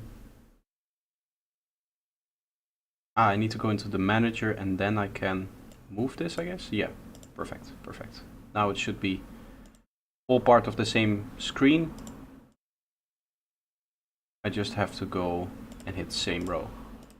And now our interface is restored. And we have everything here. I want to go show automation. This one. Basically, I want to automate all of them except that wave mod, that wavetable mod, because that's being manually, or that's being like automatically done.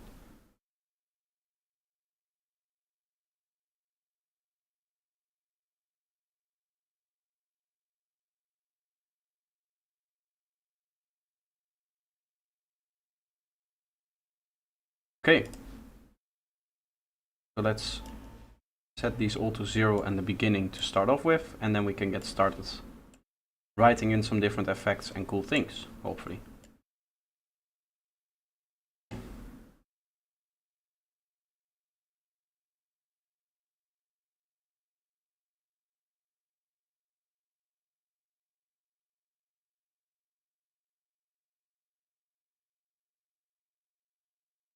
Zero on all of them. It does look like that. Okay. Finally, we can get started. It is a bit complex to set up, but hopefully this will give me very easy ways to create different one-shots and sounds.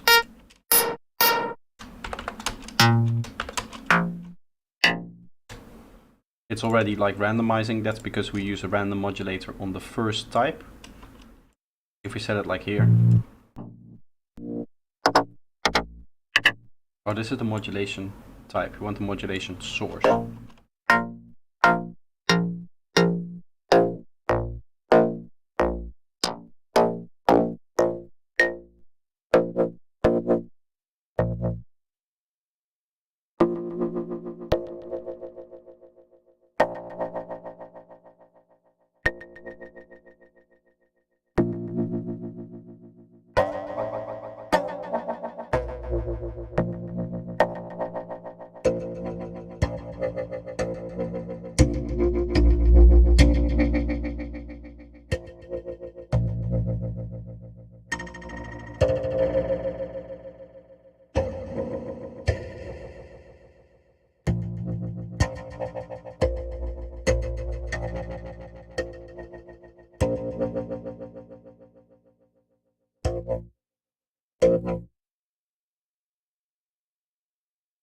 Okay, let's duplicate this. Actually, we can just write in extra notes in here. For example, we can go like this, and then we can set different effects on and off for each one of them. So for this, we'll go like here, for example, and we'll change the tone to this one.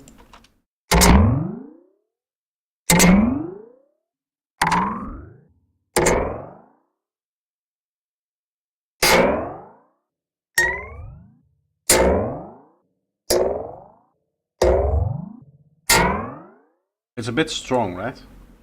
I'm gonna add a limiter to the output here, that we make sure that we don't go over 0.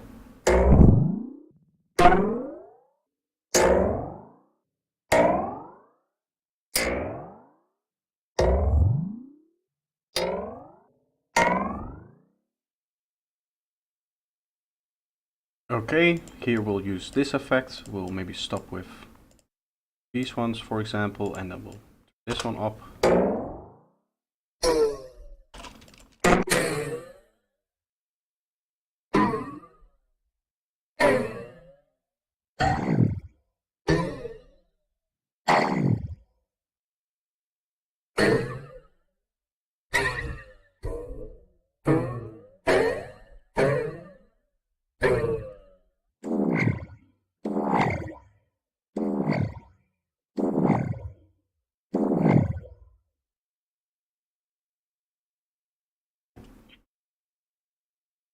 I think all of our modulators are BPM tied. I would like it to not do that. To still have like a synchronized rate, but not be synchronized to the project. If that's possible. I guess I could just unsync it and just make it very, very low frequencies for all of them.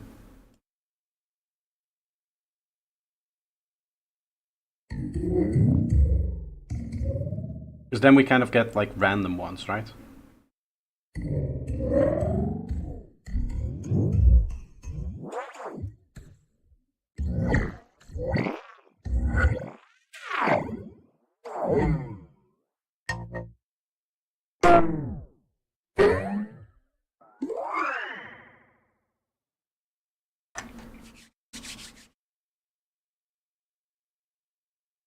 Now I can capture input and we can start making some sounds. The cool thing about this system now is I can just set up a bunch of different effects, and then if I go here, I can look at show take lanes and then record it.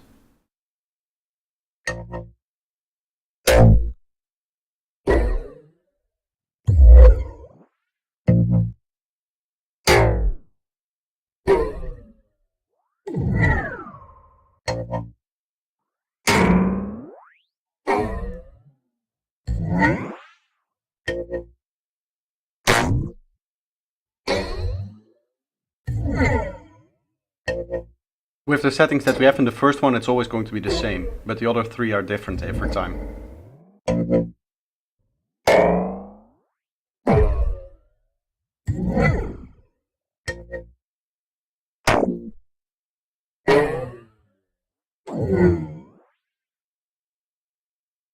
I could now just craft. Let's import a kick and bass real quick. Which key have we been doing this in? This is A sharp. Okay, so we get instrument.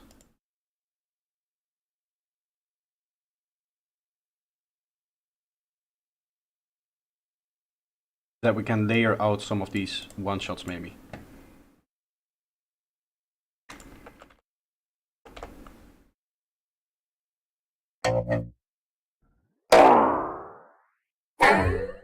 Actually, I'm going to delete everything and redo it because I want to record at a new BPM. I'm also going to see if I can set it so that it does add some randomness to here. So maybe we'll use, I don't know, the panning effect on this one.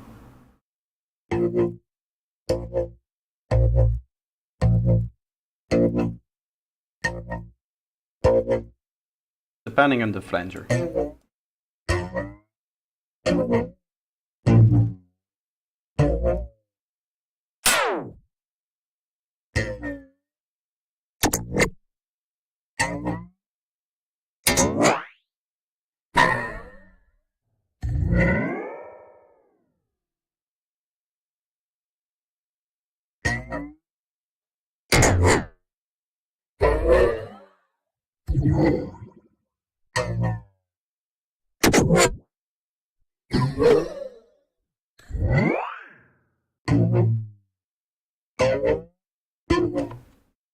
Okay, now we can record.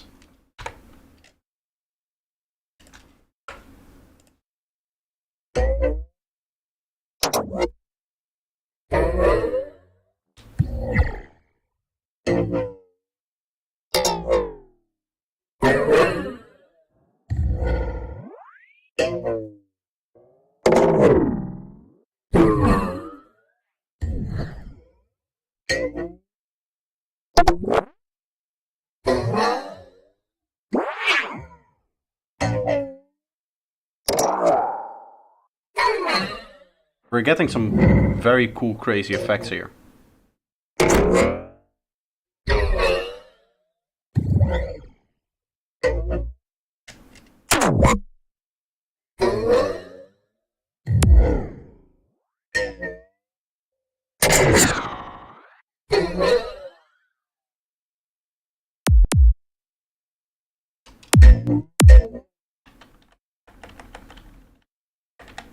Okay, now I can turn this off. I can create a new audio track and I would be able to just put all of these in there.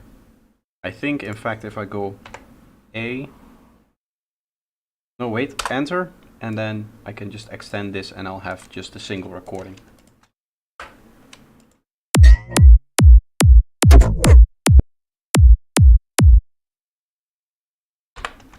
Okay, let's add our bass notes.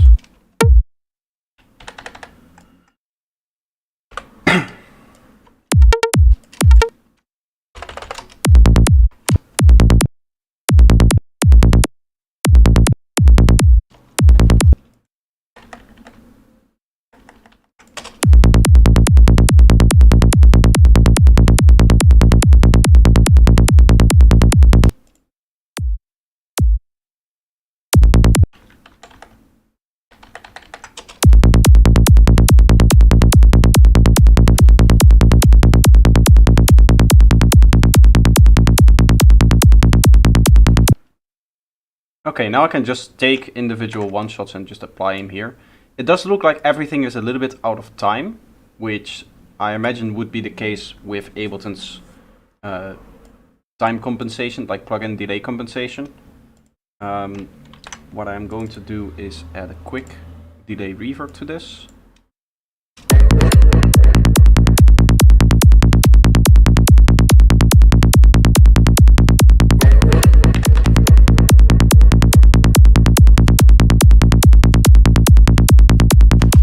And then I can just add one-shots into this as much as I want. So we'll have this one here. Right on the kick here, I guess.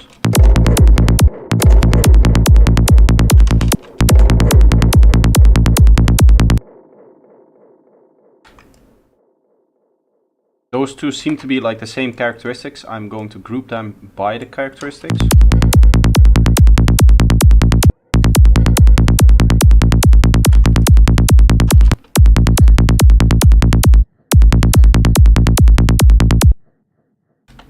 I can use this one maybe here.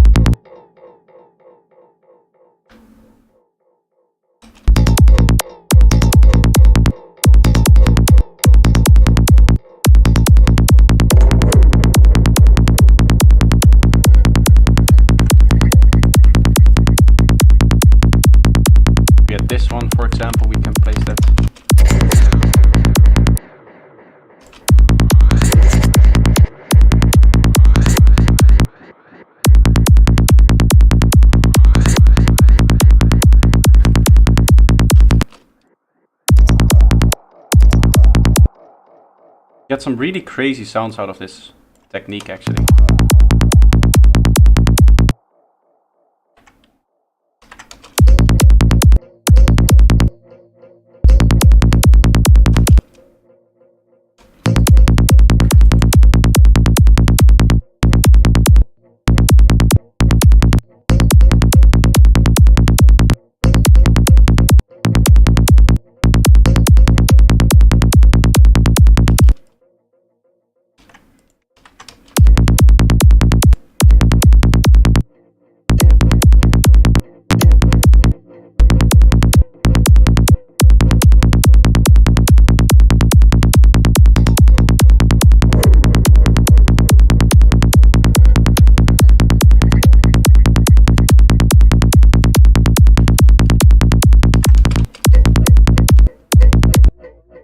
It is starting to all sound a little bit the same. I need to maybe preview these.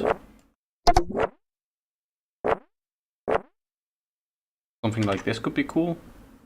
Like a little bit of a squelchy vibe in here.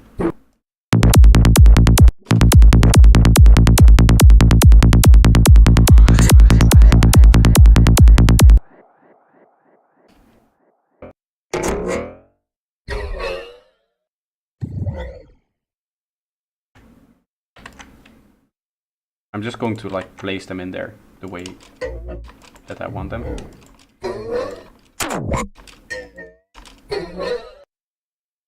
This one is going in here.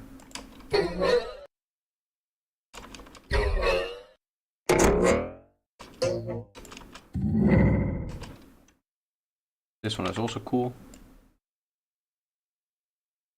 Maybe we'll have this like in the middle here.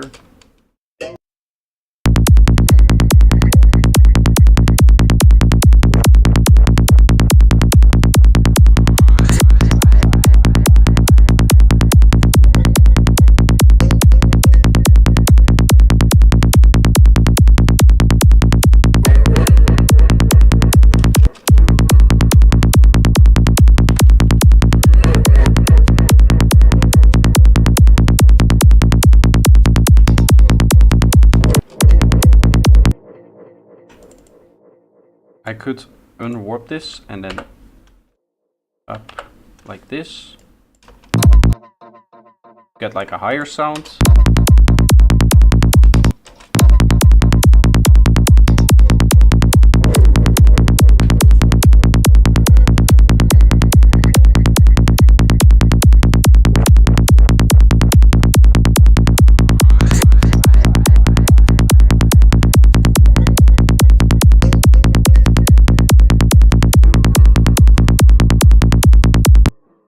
Let's see if we can do some more with this by setting some different parameters in the recordings that we use. I can just like move these around a little bit.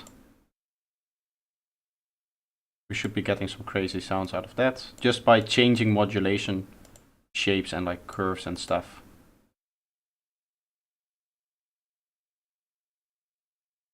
As well as the effects obviously that we're using. Oh.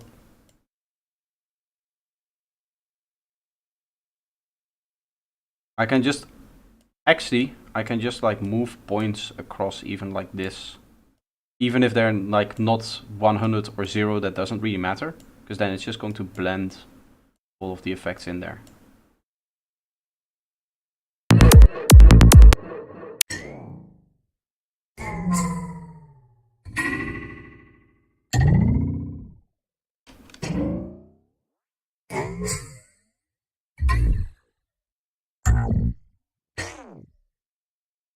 Some really cool sounds coming from that. Again, let's record this.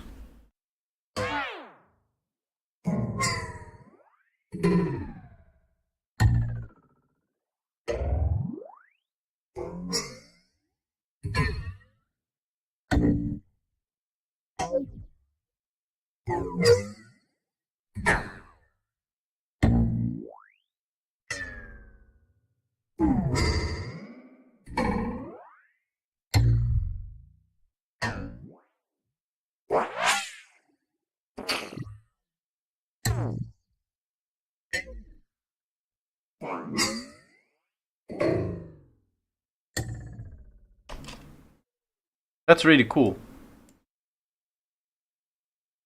So just by saving this device, I could potentially make endless complex kind of one-shots like this, and use that within my tracks, right? Because that's the whole idea of this.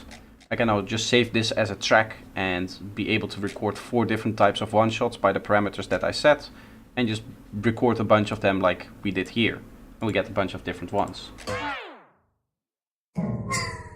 Let's say that we want to use this squelchy one, for example. I'm gonna make 3 new tracks for the new ones. Then we can arrange these on top of them.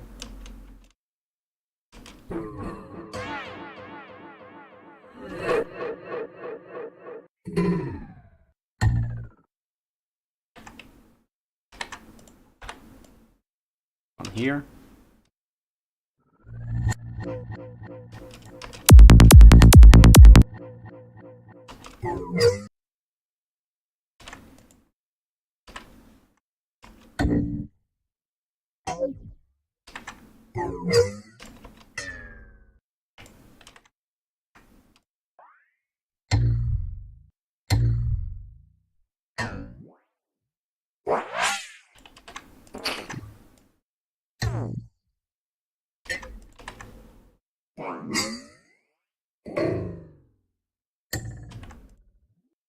That one and that one.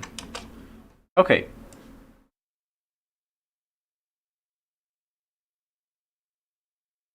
We can just kind of plop these in the middle at certain points where we just want them. They're all a little bit delayed in their timing, so that's annoying, but it doesn't really seem to matter that much if they're on time or not, because there are so many time effects on them either way.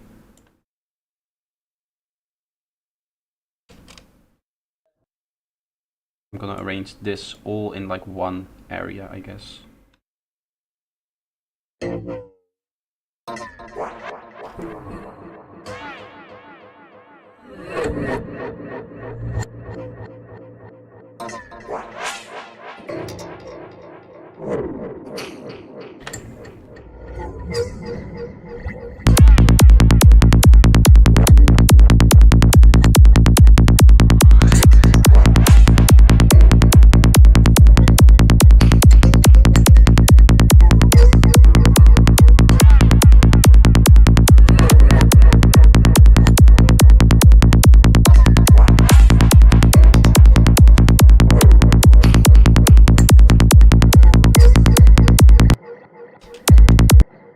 I should probably lower this a little bit here.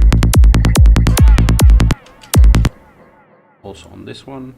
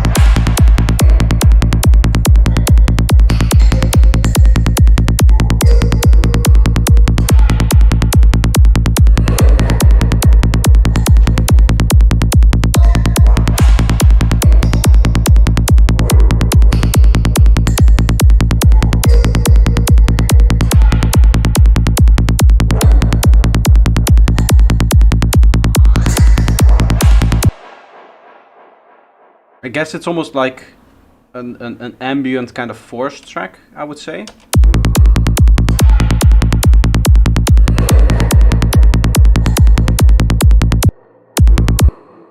Obviously the kick and bass really isn't for that, but with all of the ambiences that are on there, it really does have that kind of feeling to me. Let's just for fun see if we can make like an arrangement out of this.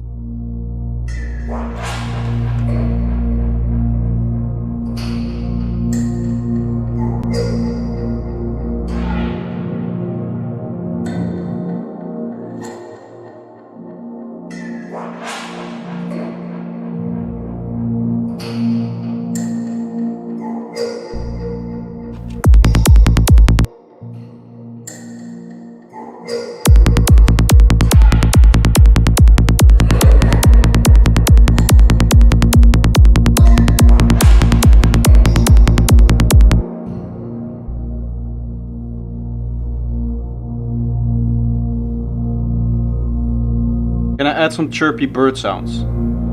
I mean, these are all already kind of chirpy already.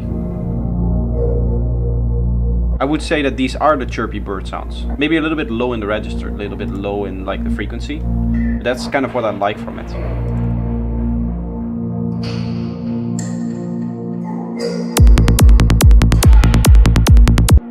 The kick is maybe not great, actually. Listening to it for this track. Maybe a sharper kick would be nicer.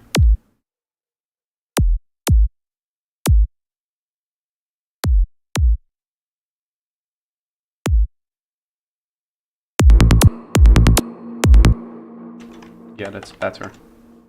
For this kind of like darker project, you wanted a very strong transient, but not a very long transient.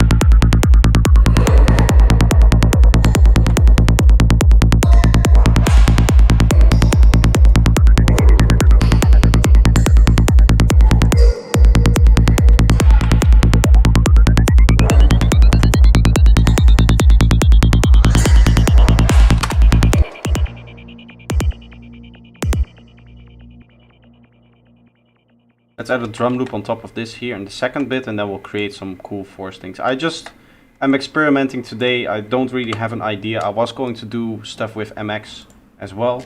We might dive into that, but right now I'm just kind of feeling this track and working with all of the one-shots that I just created, just to experiment and try it out a little bit. So here I would like some hats, and guys, I know it's a mess. This is never going to become an actual production of mine, so I don't really care.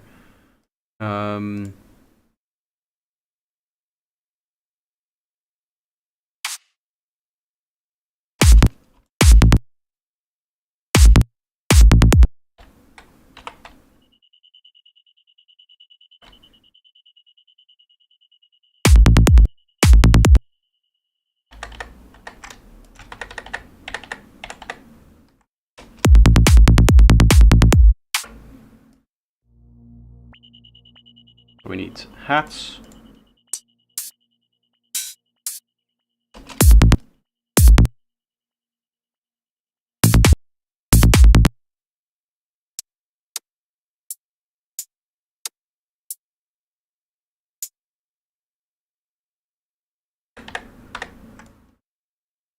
Ooh.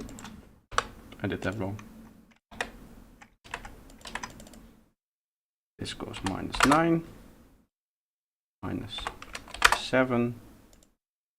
This will be like -4, I guess.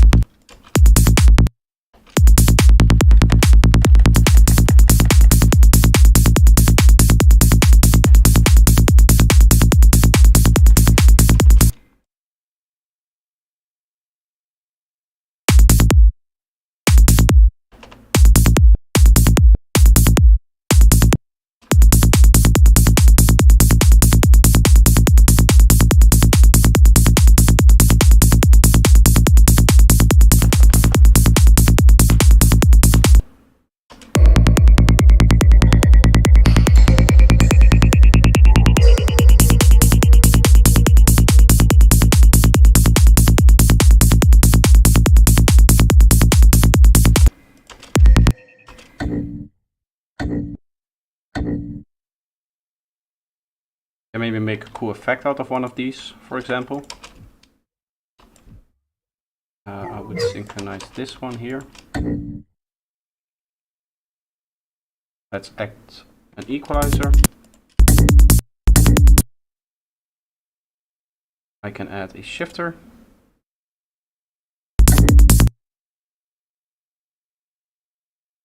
Frequency shifter.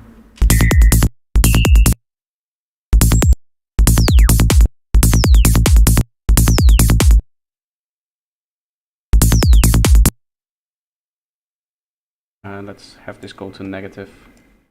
And then we'll put this one before it and give it like a long time.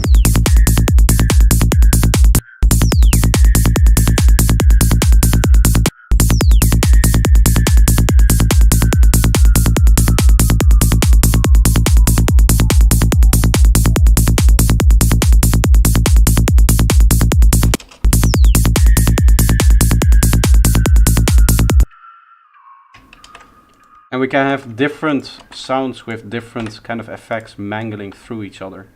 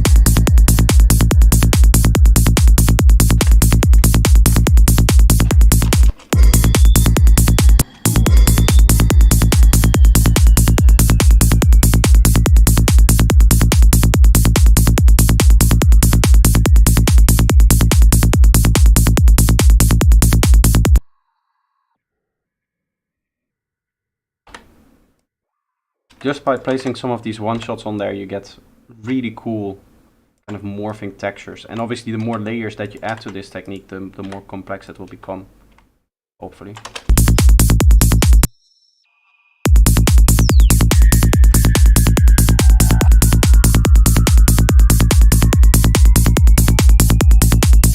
What if I now go black hole on this?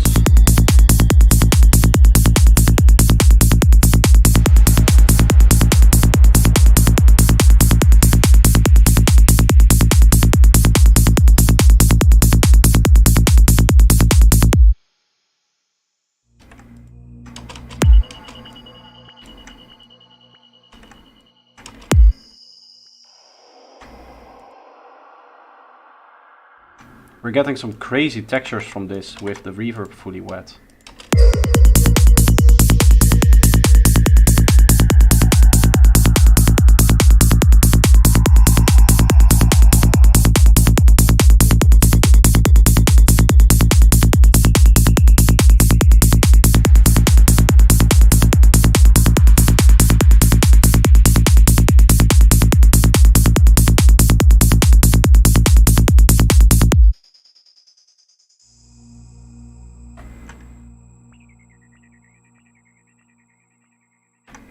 Let's add a few more to this.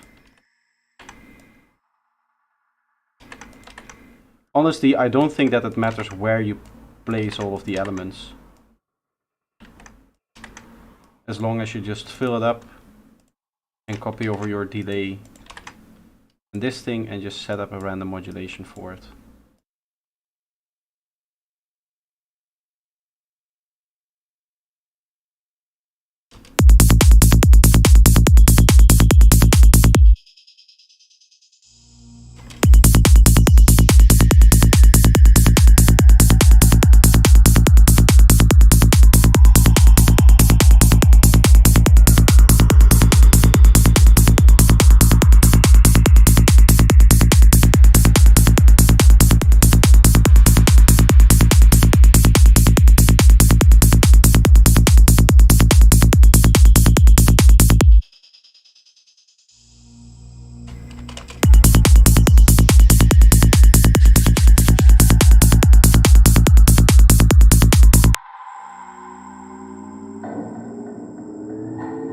Just everything made from the one-shot patch in here.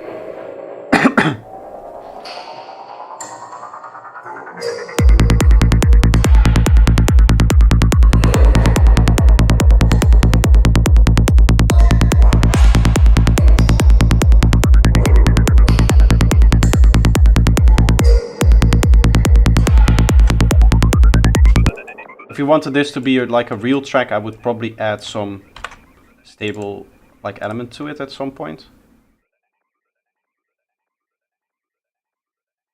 Just do like a bandpass peak here, maybe.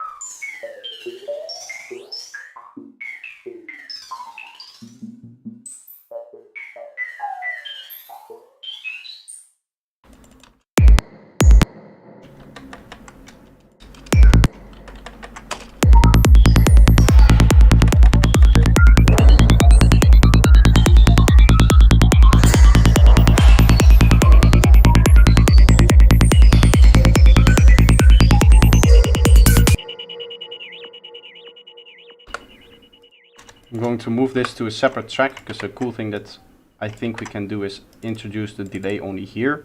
I could just turn the delay off and on, but this is an easier workflow maybe.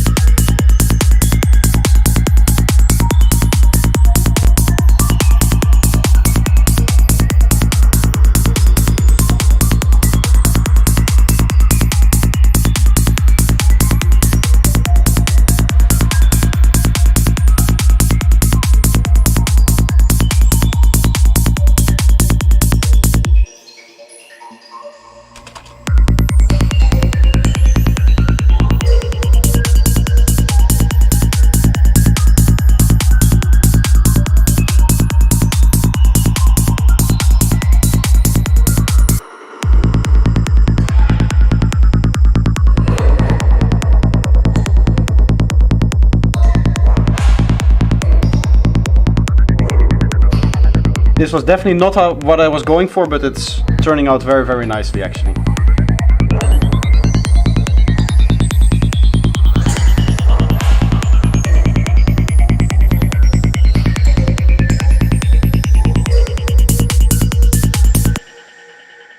Honestly, I could see... What I want to try here is turning this into like high tech. I have some radical ideas when I'm experimenting, but this may just about work. If I place this here, we'll just have this like shortened kick, I guess.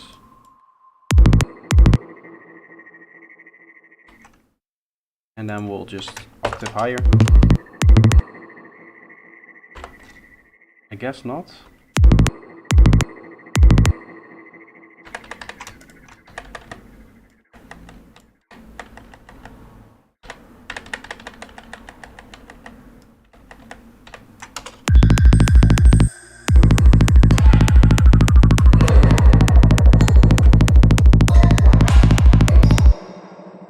I think the velocity needs to be higher on this, and that means that my kick needs to be lower there. So I can just quickly fix that by going here and just applying some proper fades to it.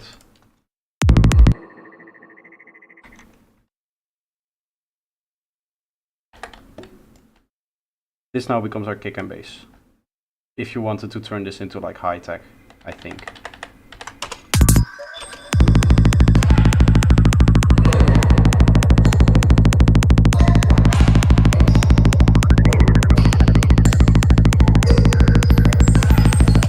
Bass peaking louder than the kick. Yes, yes, yes. Now that's the case. That we don't want that.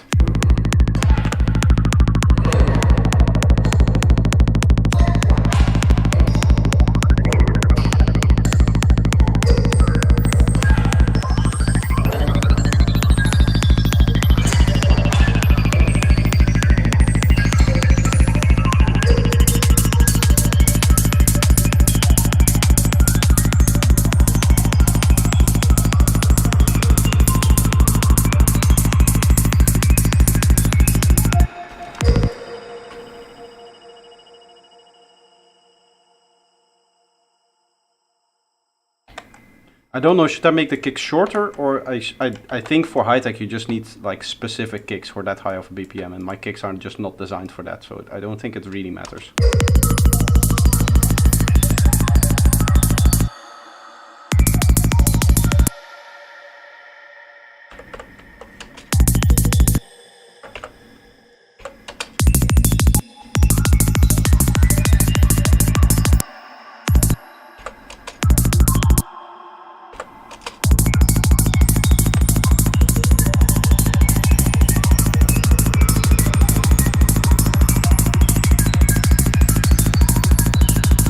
Make them 1/16. Yeah, but then I think I'm losing too much of the like sub bass that is for this kick.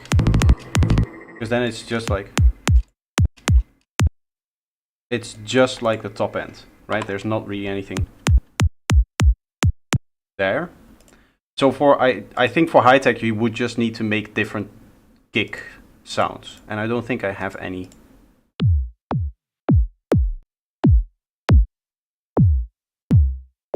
These are very low quality kicks.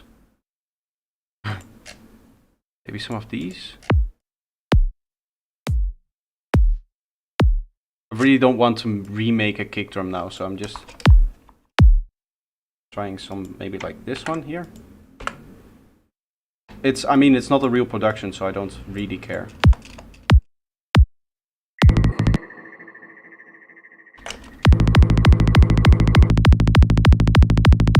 I guess this can work with a bit more sub bass in general.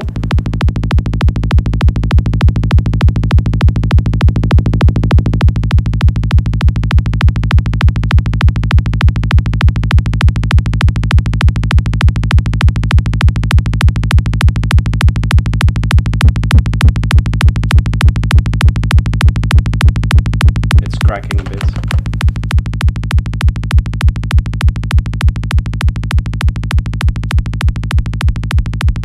Yeah, that's a bad idea to do it like that. There's gonna be a bit of phasing, but as I said, this is a project I don't really care about. It's just to test. I lose all of my bass stuff. That's not needed, actually.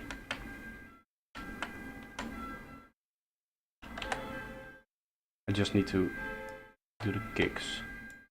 There's another ambulance. One more person dying somewhere. Wait, what?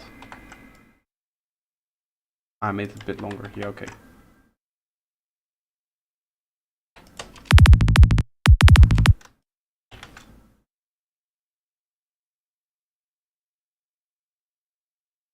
Oh, I should set all of them to 0.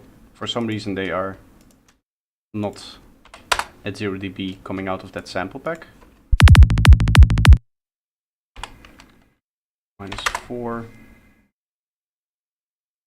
-3.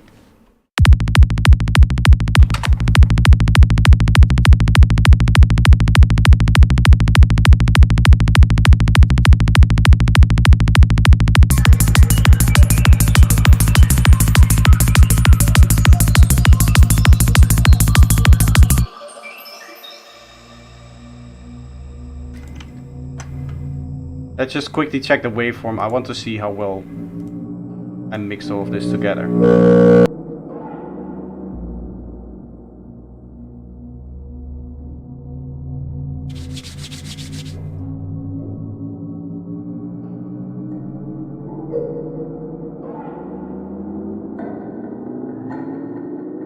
Yeah, you would obviously like finish a production like this with risers and stuff like that.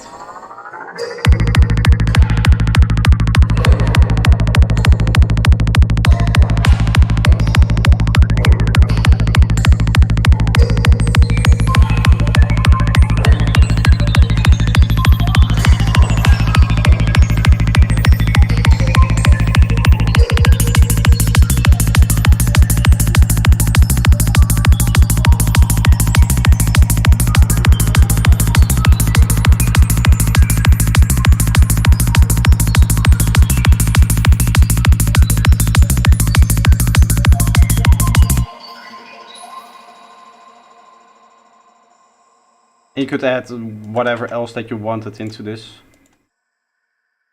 Let's take this. This is a 8-bar selection. 1, 2, 3, 4, 5, 6, 7.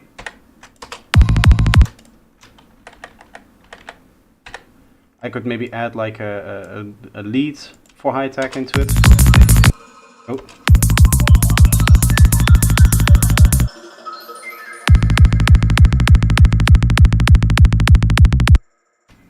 If I wanted to, I could like... Let's just have some fun here with some sound design. I'll go with like one of these FM setups.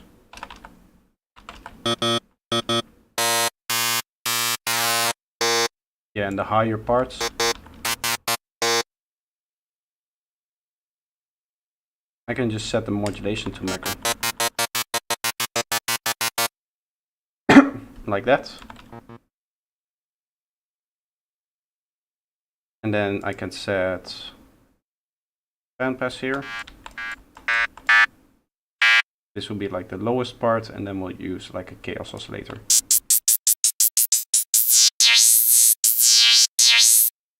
I think the chaos oscillator re-triggers.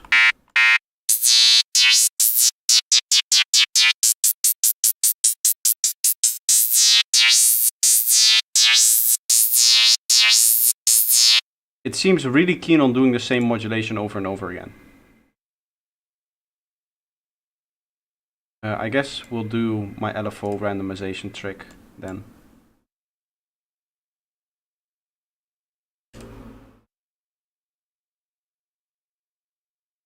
And number 1.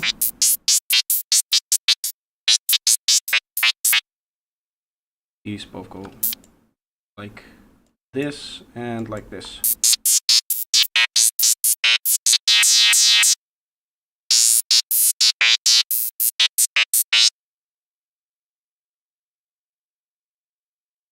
And this LFO amount is going to be a little bit, and then the other one is going to be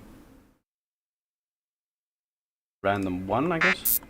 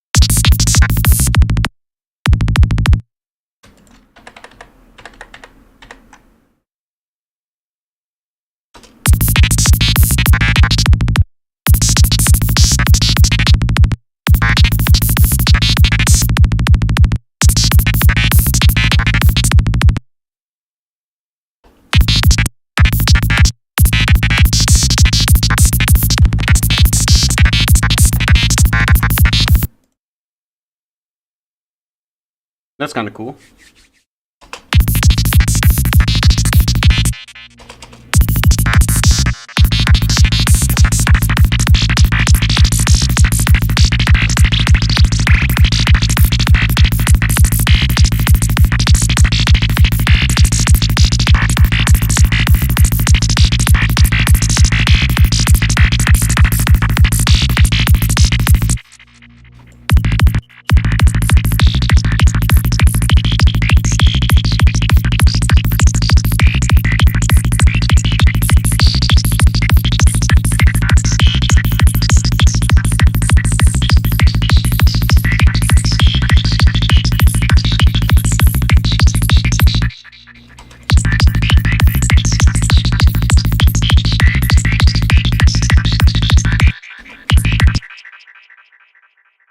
You probably sequence this with multiple leads, right?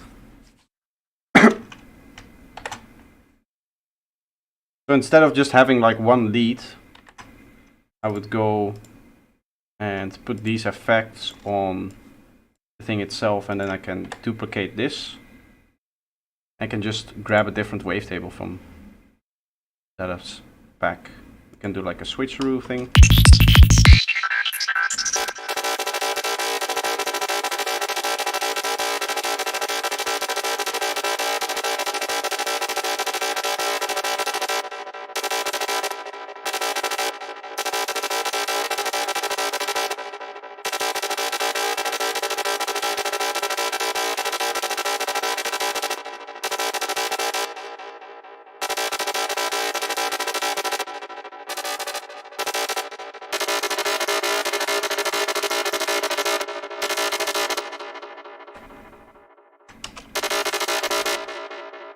And then on this one, we'll try a different one.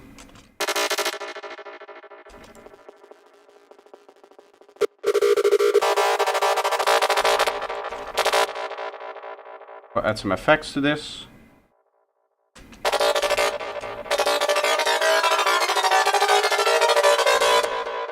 Very strong effects, that's what I associate with in high-tech, so we'll do a very strong phaser as well.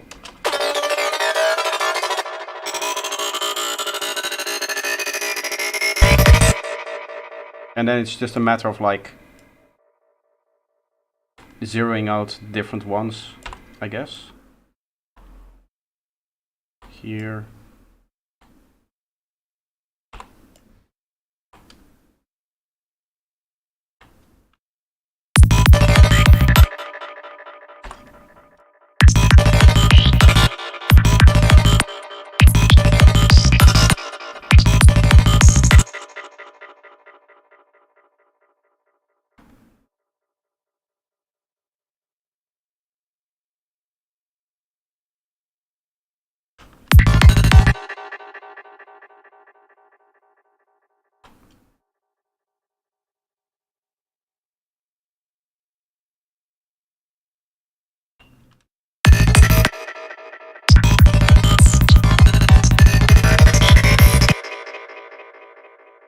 Would be cool if there was a way to do this automatically. I think there actually is.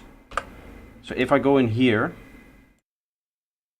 turn this into like a standard group, then I copy this, create chain, bam, copy this, create chain. There should be a way to make it so that it switches automatically between the two patch, or the different patches.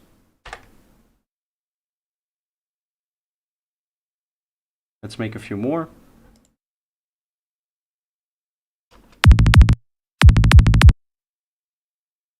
Why is none of them playing now? Oh, because there's no...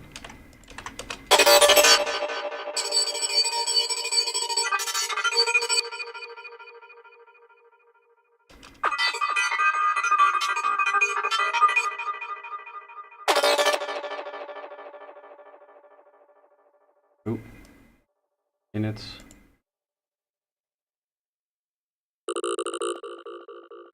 Instead of single waves, I want this random one.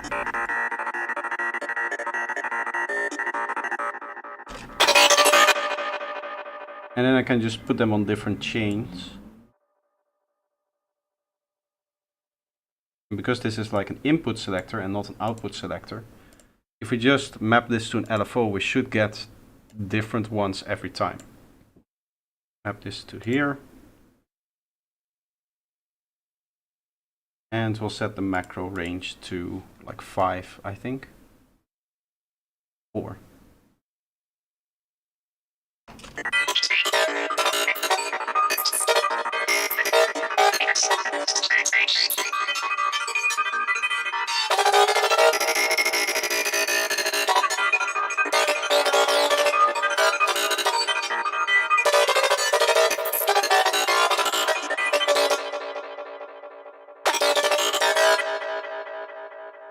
We can set a second LFO here to the rate.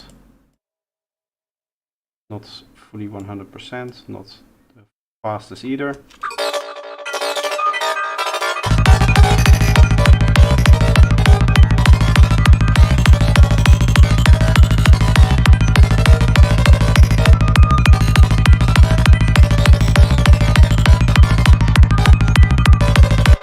That seems to make it change very, very fast if I go slower.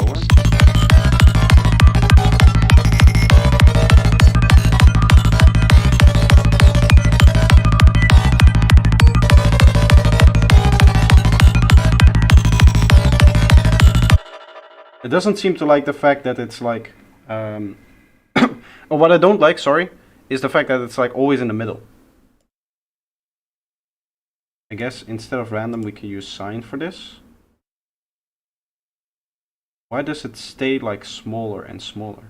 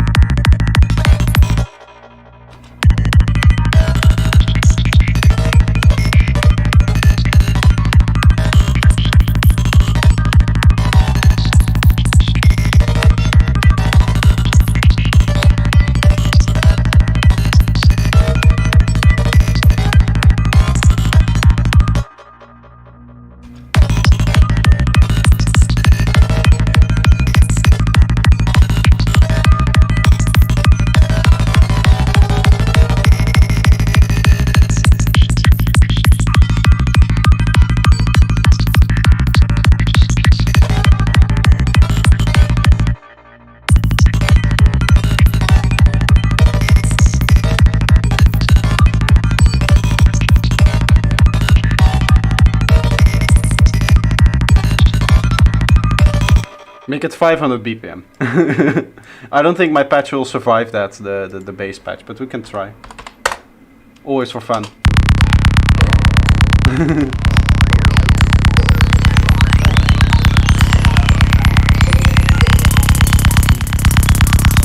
What's it called? Like overtone, right?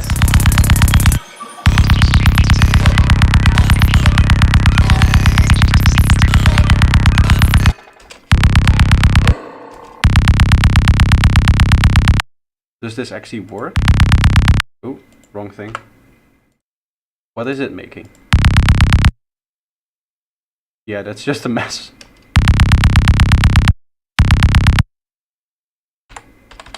I think 200 is okay.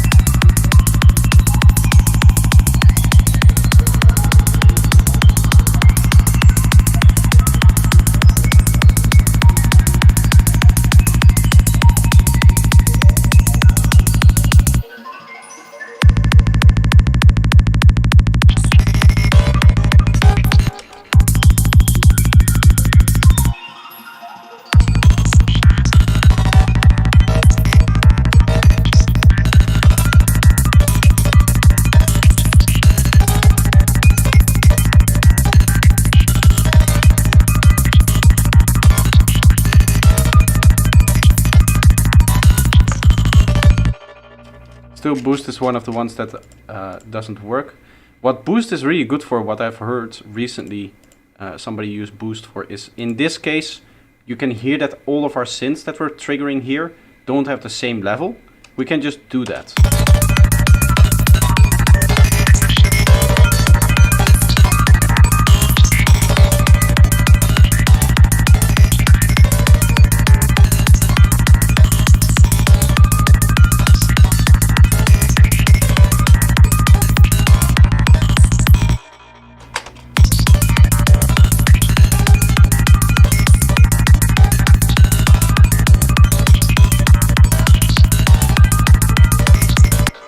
(20 BPM).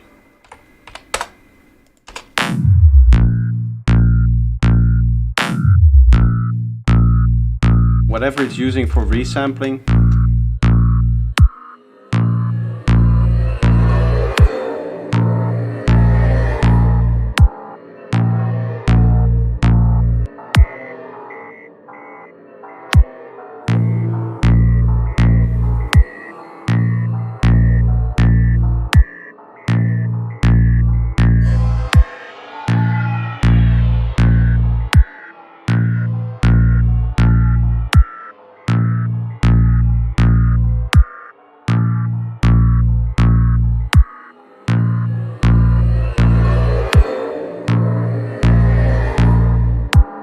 Very, very relaxed kind of psytrance.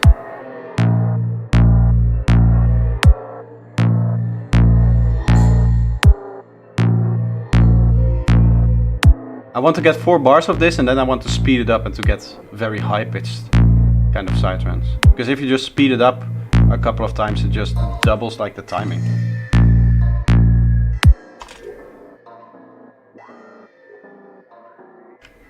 So I can double it to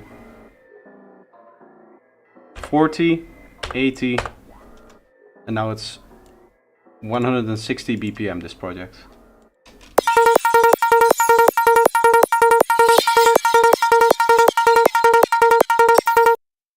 You could turn that into a break.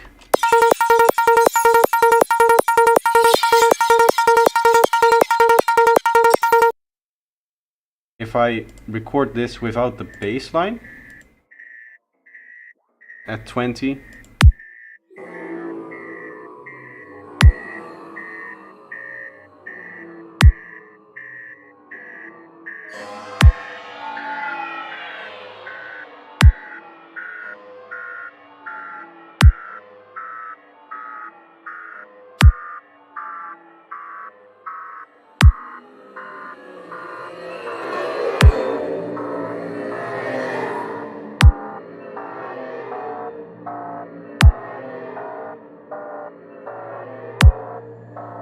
give this some time. I need to record this whole thing for this to work, for the thing that I wanted to do.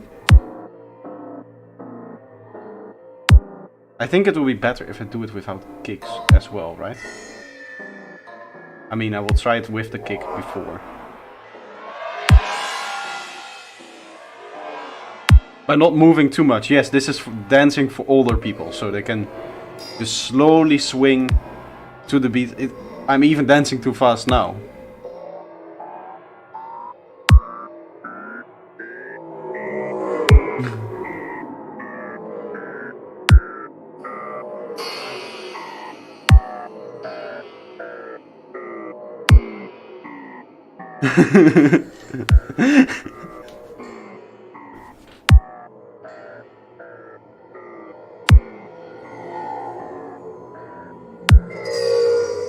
Yeah, we'll just try this with like 8 bars. The idea would be if I now unwarp 1, 2, 3 octaves.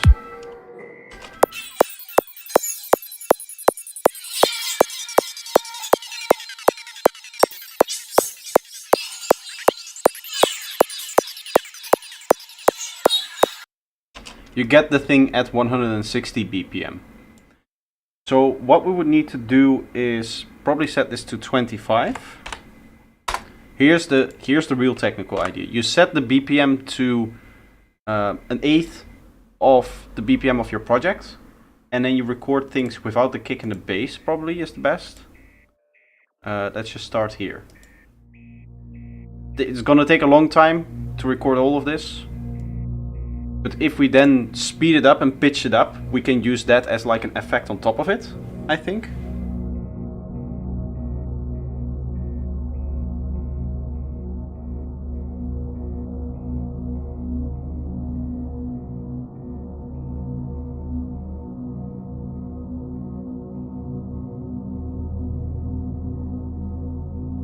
You should record, yeah, but the only problem with that is if I'm streaming, I cannot get a good recording, so I would need to record it off stream.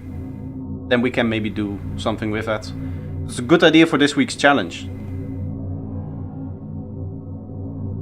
You know pole stretch, right? Yeah, I could do this with pole stretch, theoretically, which you just render out and then you stretch it 8 times, and then you should get the same kind of thing, I think.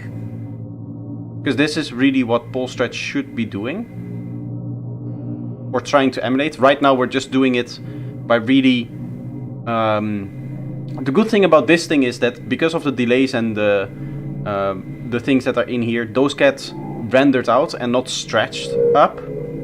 So this is a little bit of a cleaner result than like a pole stretch of whatever effects that you have.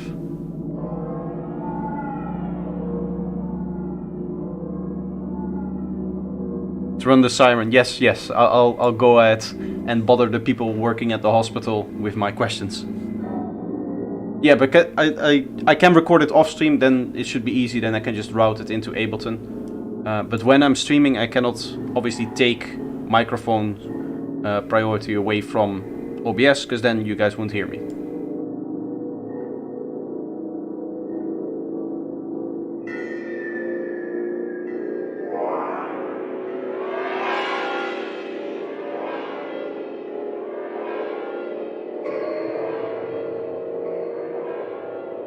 This is already more experimental than the experimental stuff we had on the last feedback stream.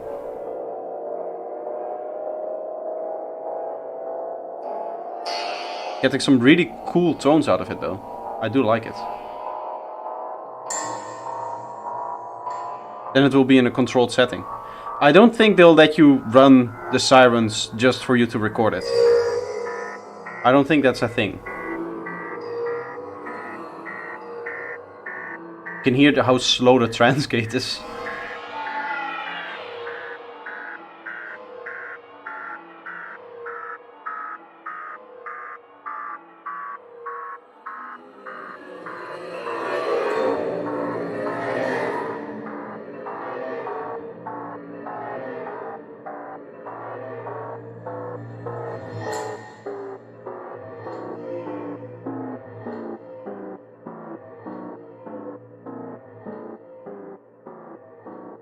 If this does exactly how I want it to work, it's going to be a really cool effect, I think.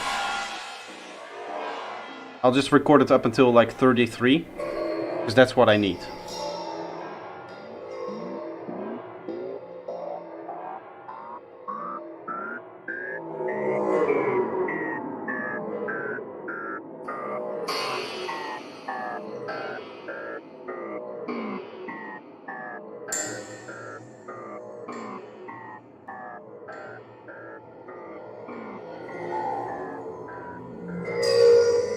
Trying to get kind of a crispy layer out of it. What I'm going to do after this is I'm going to set the BPM back up to 200.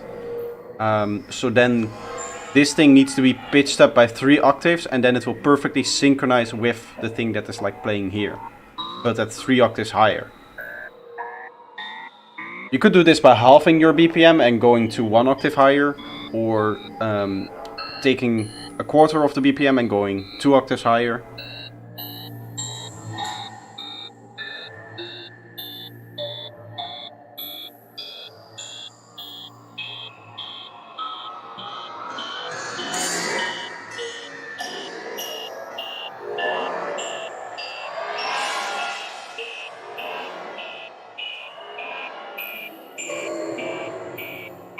You can slowly see the recording creeping up to the point where I need it to be. Took almost 5 minutes to get there.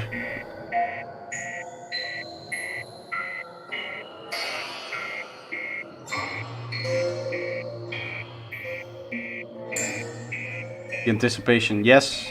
It's going to be very, very cool once it's done.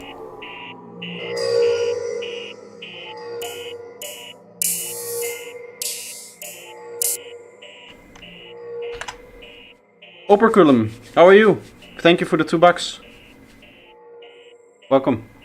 Or welcome back to the stream, actually. I've seen your name before. Okay, so theoretically, unwarp 200 becomes a lot longer. If I now go bam, bam, bam, it should line up perfectly. Yes. Now what do we have?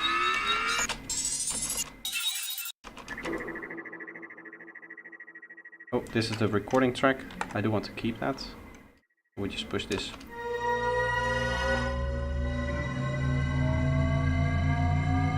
Like 2 layers.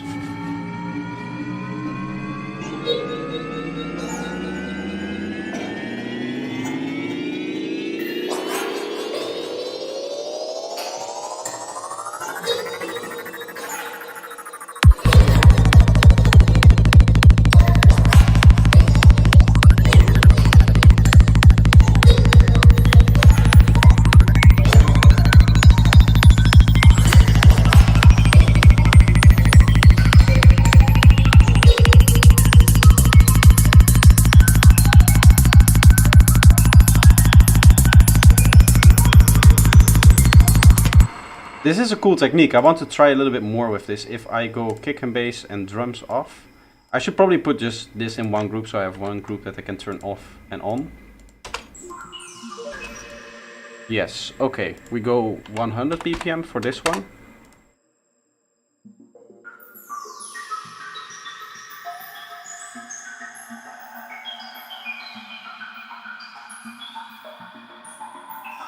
We'll let that play out and then we'll do it 1 octave up.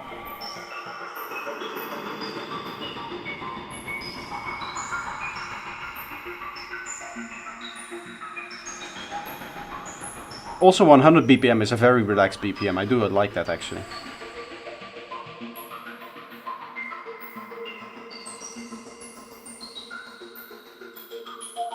And theoretically you should be able to stack this effect as well.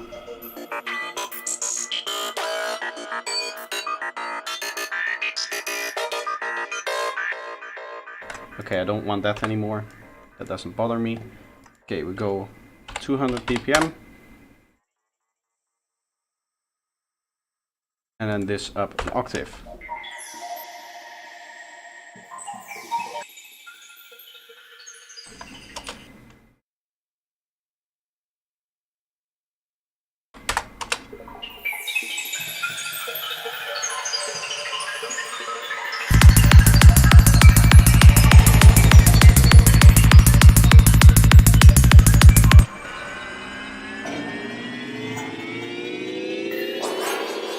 What synth am I using? For this track I used only sounds coming from this patch that we made. You should watch the stream back because it took me a very, very long time.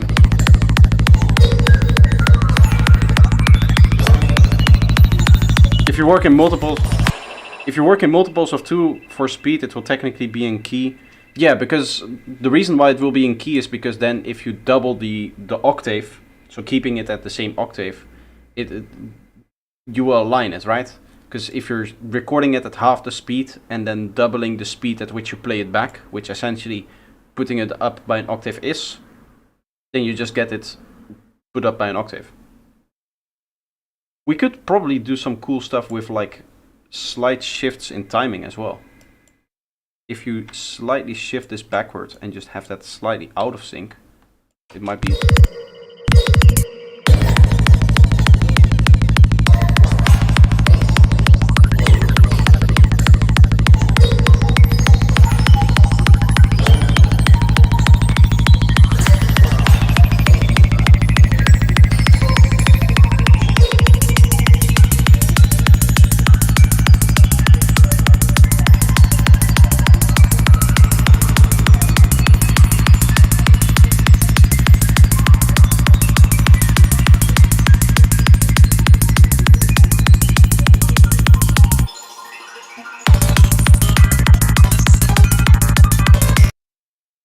If I now consolidate this into an audio file, theoretically I should be able to just do this again. This whole technique. And we should be able to stack as many of these on top of each other as we would like. So let's record this again at 100. This is now warped, so that's all in place.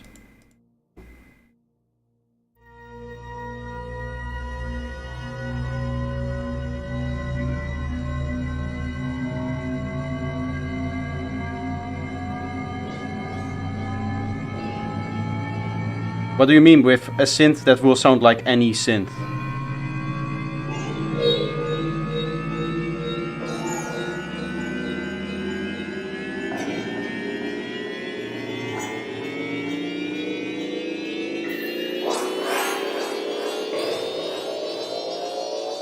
You mean just like have every synth technically modeled in it?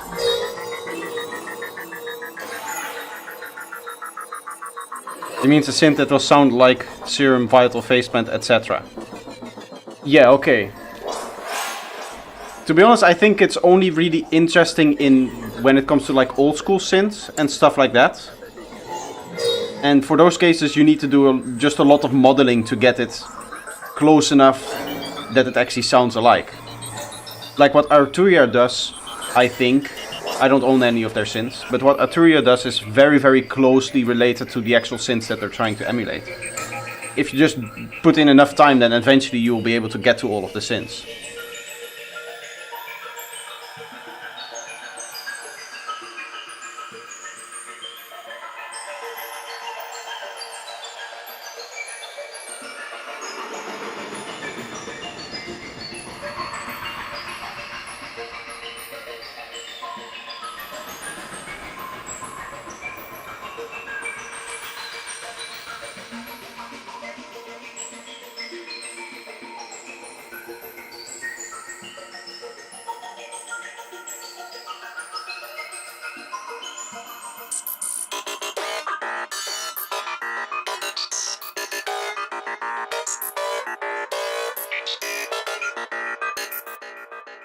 Actually don't want to use this with this synth because that doesn't really make sense to do it with that synth.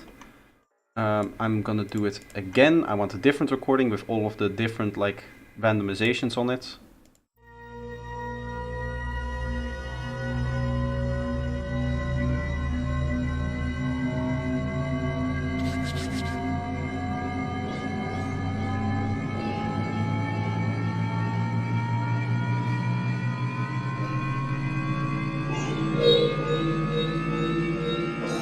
In my honest opinion, the legendary synths aren't about the sounds, it's about the set of parameters that allow for certain styles/sounds. I guess that's also an argument. You're emulating also the kind of limitations of the workflow of a single synth. But I do believe that some synths just have a unique kind of sound.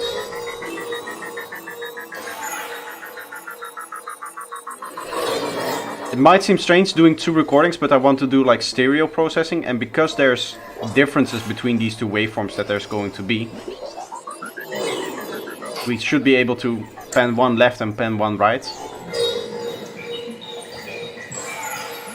Because of all of the random modulations that are happening on some of these sounds. I mean, not all of them, but a lot of them are.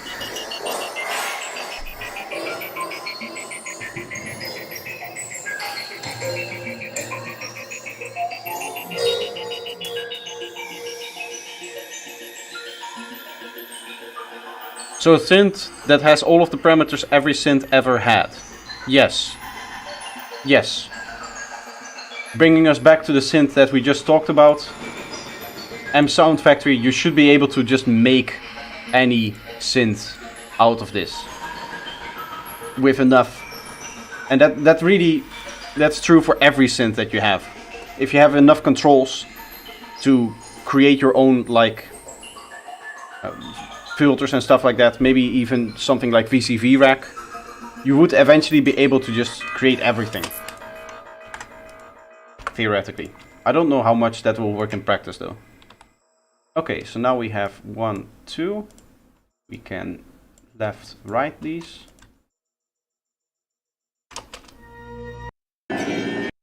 Now we go 200.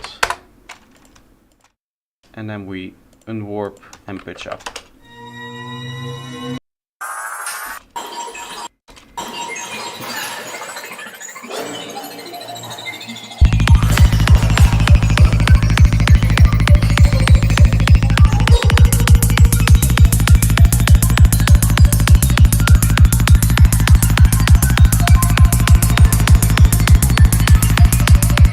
What really counts is the amount of alcoholic beverages we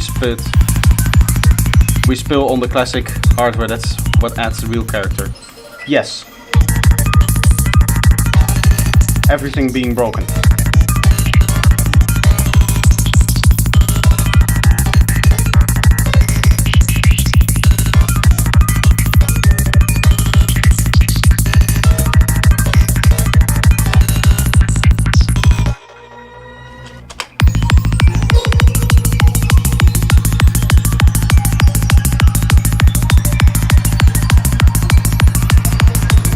Party hard, yes. I decided to make some high tech for some reason. I really like this part with the atmosphere in there.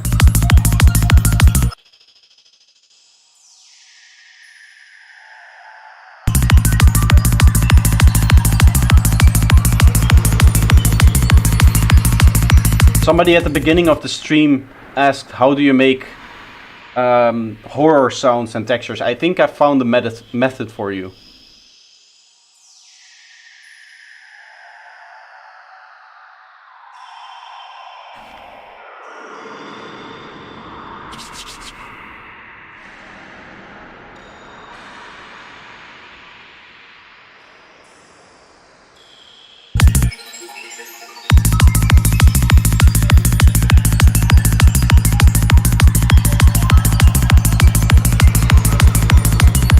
I probably want to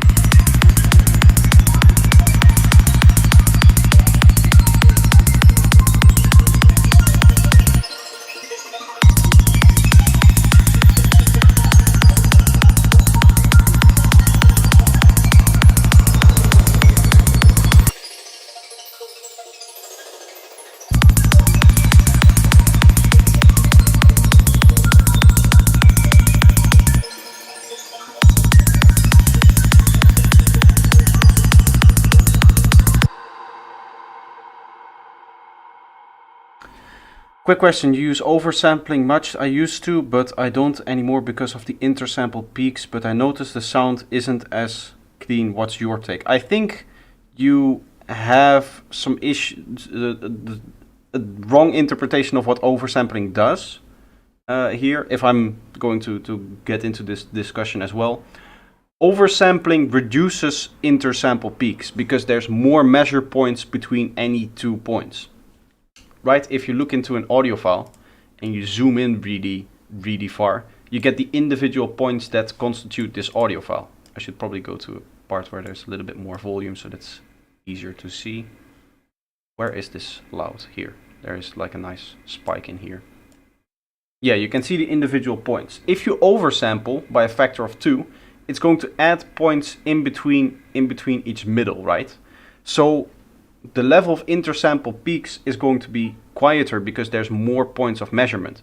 There's more definition in this individual curve. So is there in this, so is there in this.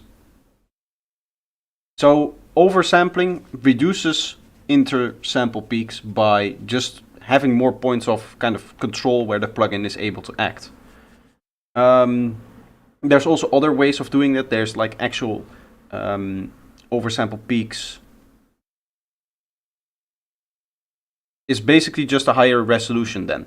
Yeah, and it also has some other things to do, especially when it comes to distortion and you're talking about aliasing. So there's like more theory behind it, but from a purely like how clean do I want the signal to be perspective, yes, oversampling is just basically a magic knob that makes your sound cleaner in kind of the high-end frequencies. That's really where you'll usually hear it because that's where the clipping aliases back into the audible spectrum.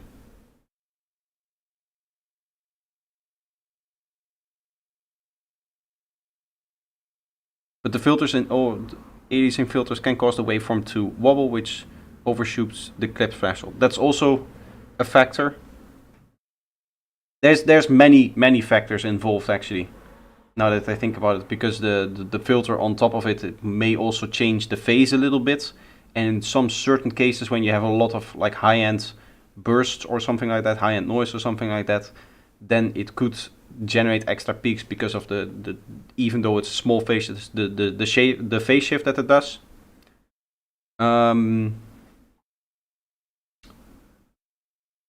What else? But at the end of the day, I would say for clipping, something like that, especially when you're going towards your master, you should always consider oversampling.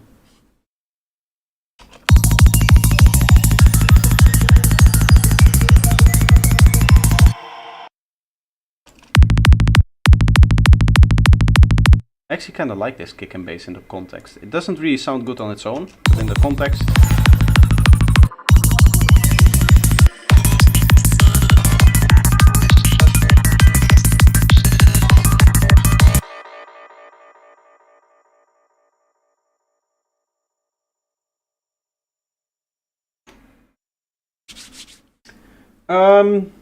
To be honest, I'm getting a little bit tired and I have some editing to do. So I'm going to leave it here. This isn't where I wanted to end up with today's experimentation session, but we did just experiment for a little bit and had some fun. So I think I'm going to leave it here. It was a fun track to work on. There's something a little bit different, but it came out cool. And the main thing that's important for me is that I have this whole patch that I can essentially use to create those specific one-shots. And it's this proof of concept that I would be able to make devices like this. So I can make a few more of them. That just opens up like this. I have a bunch of parameters that I can edit and then I can play with it. And that's like the whole patch. That's it. Please finish this song. I could work on this more, yes. I'm obviously going to save it. I'll save it under sessions. Today is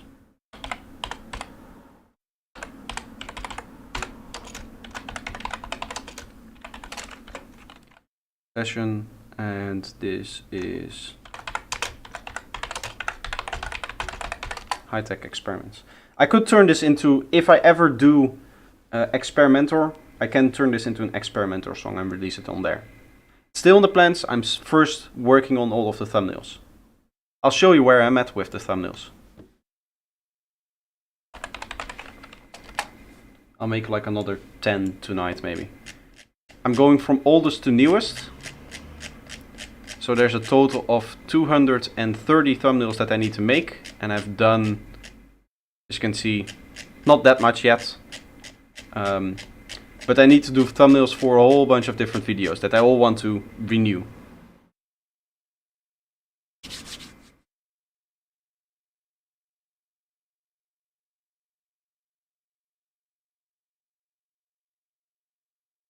So thank you guys all for coming. I hope you enjoyed the stream, even though it was a bit chaotic and a bit random what we did today.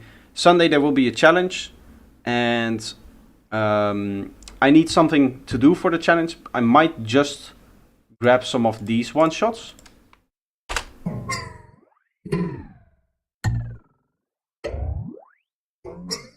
Some of these, like this whole file, and use that as the challenge sample. That could be cool. You basically get like this range of one-shots that you can use and turn into different sounds, and it would be cool to see how people use the different sounds to actually create different sounds from that. But yeah, so Sunday is going to be challenged. It's going to be up before. There will be a notification that you can join in early. That's it. Thank you guys all for coming, and hope to see you in the next one. Cheers!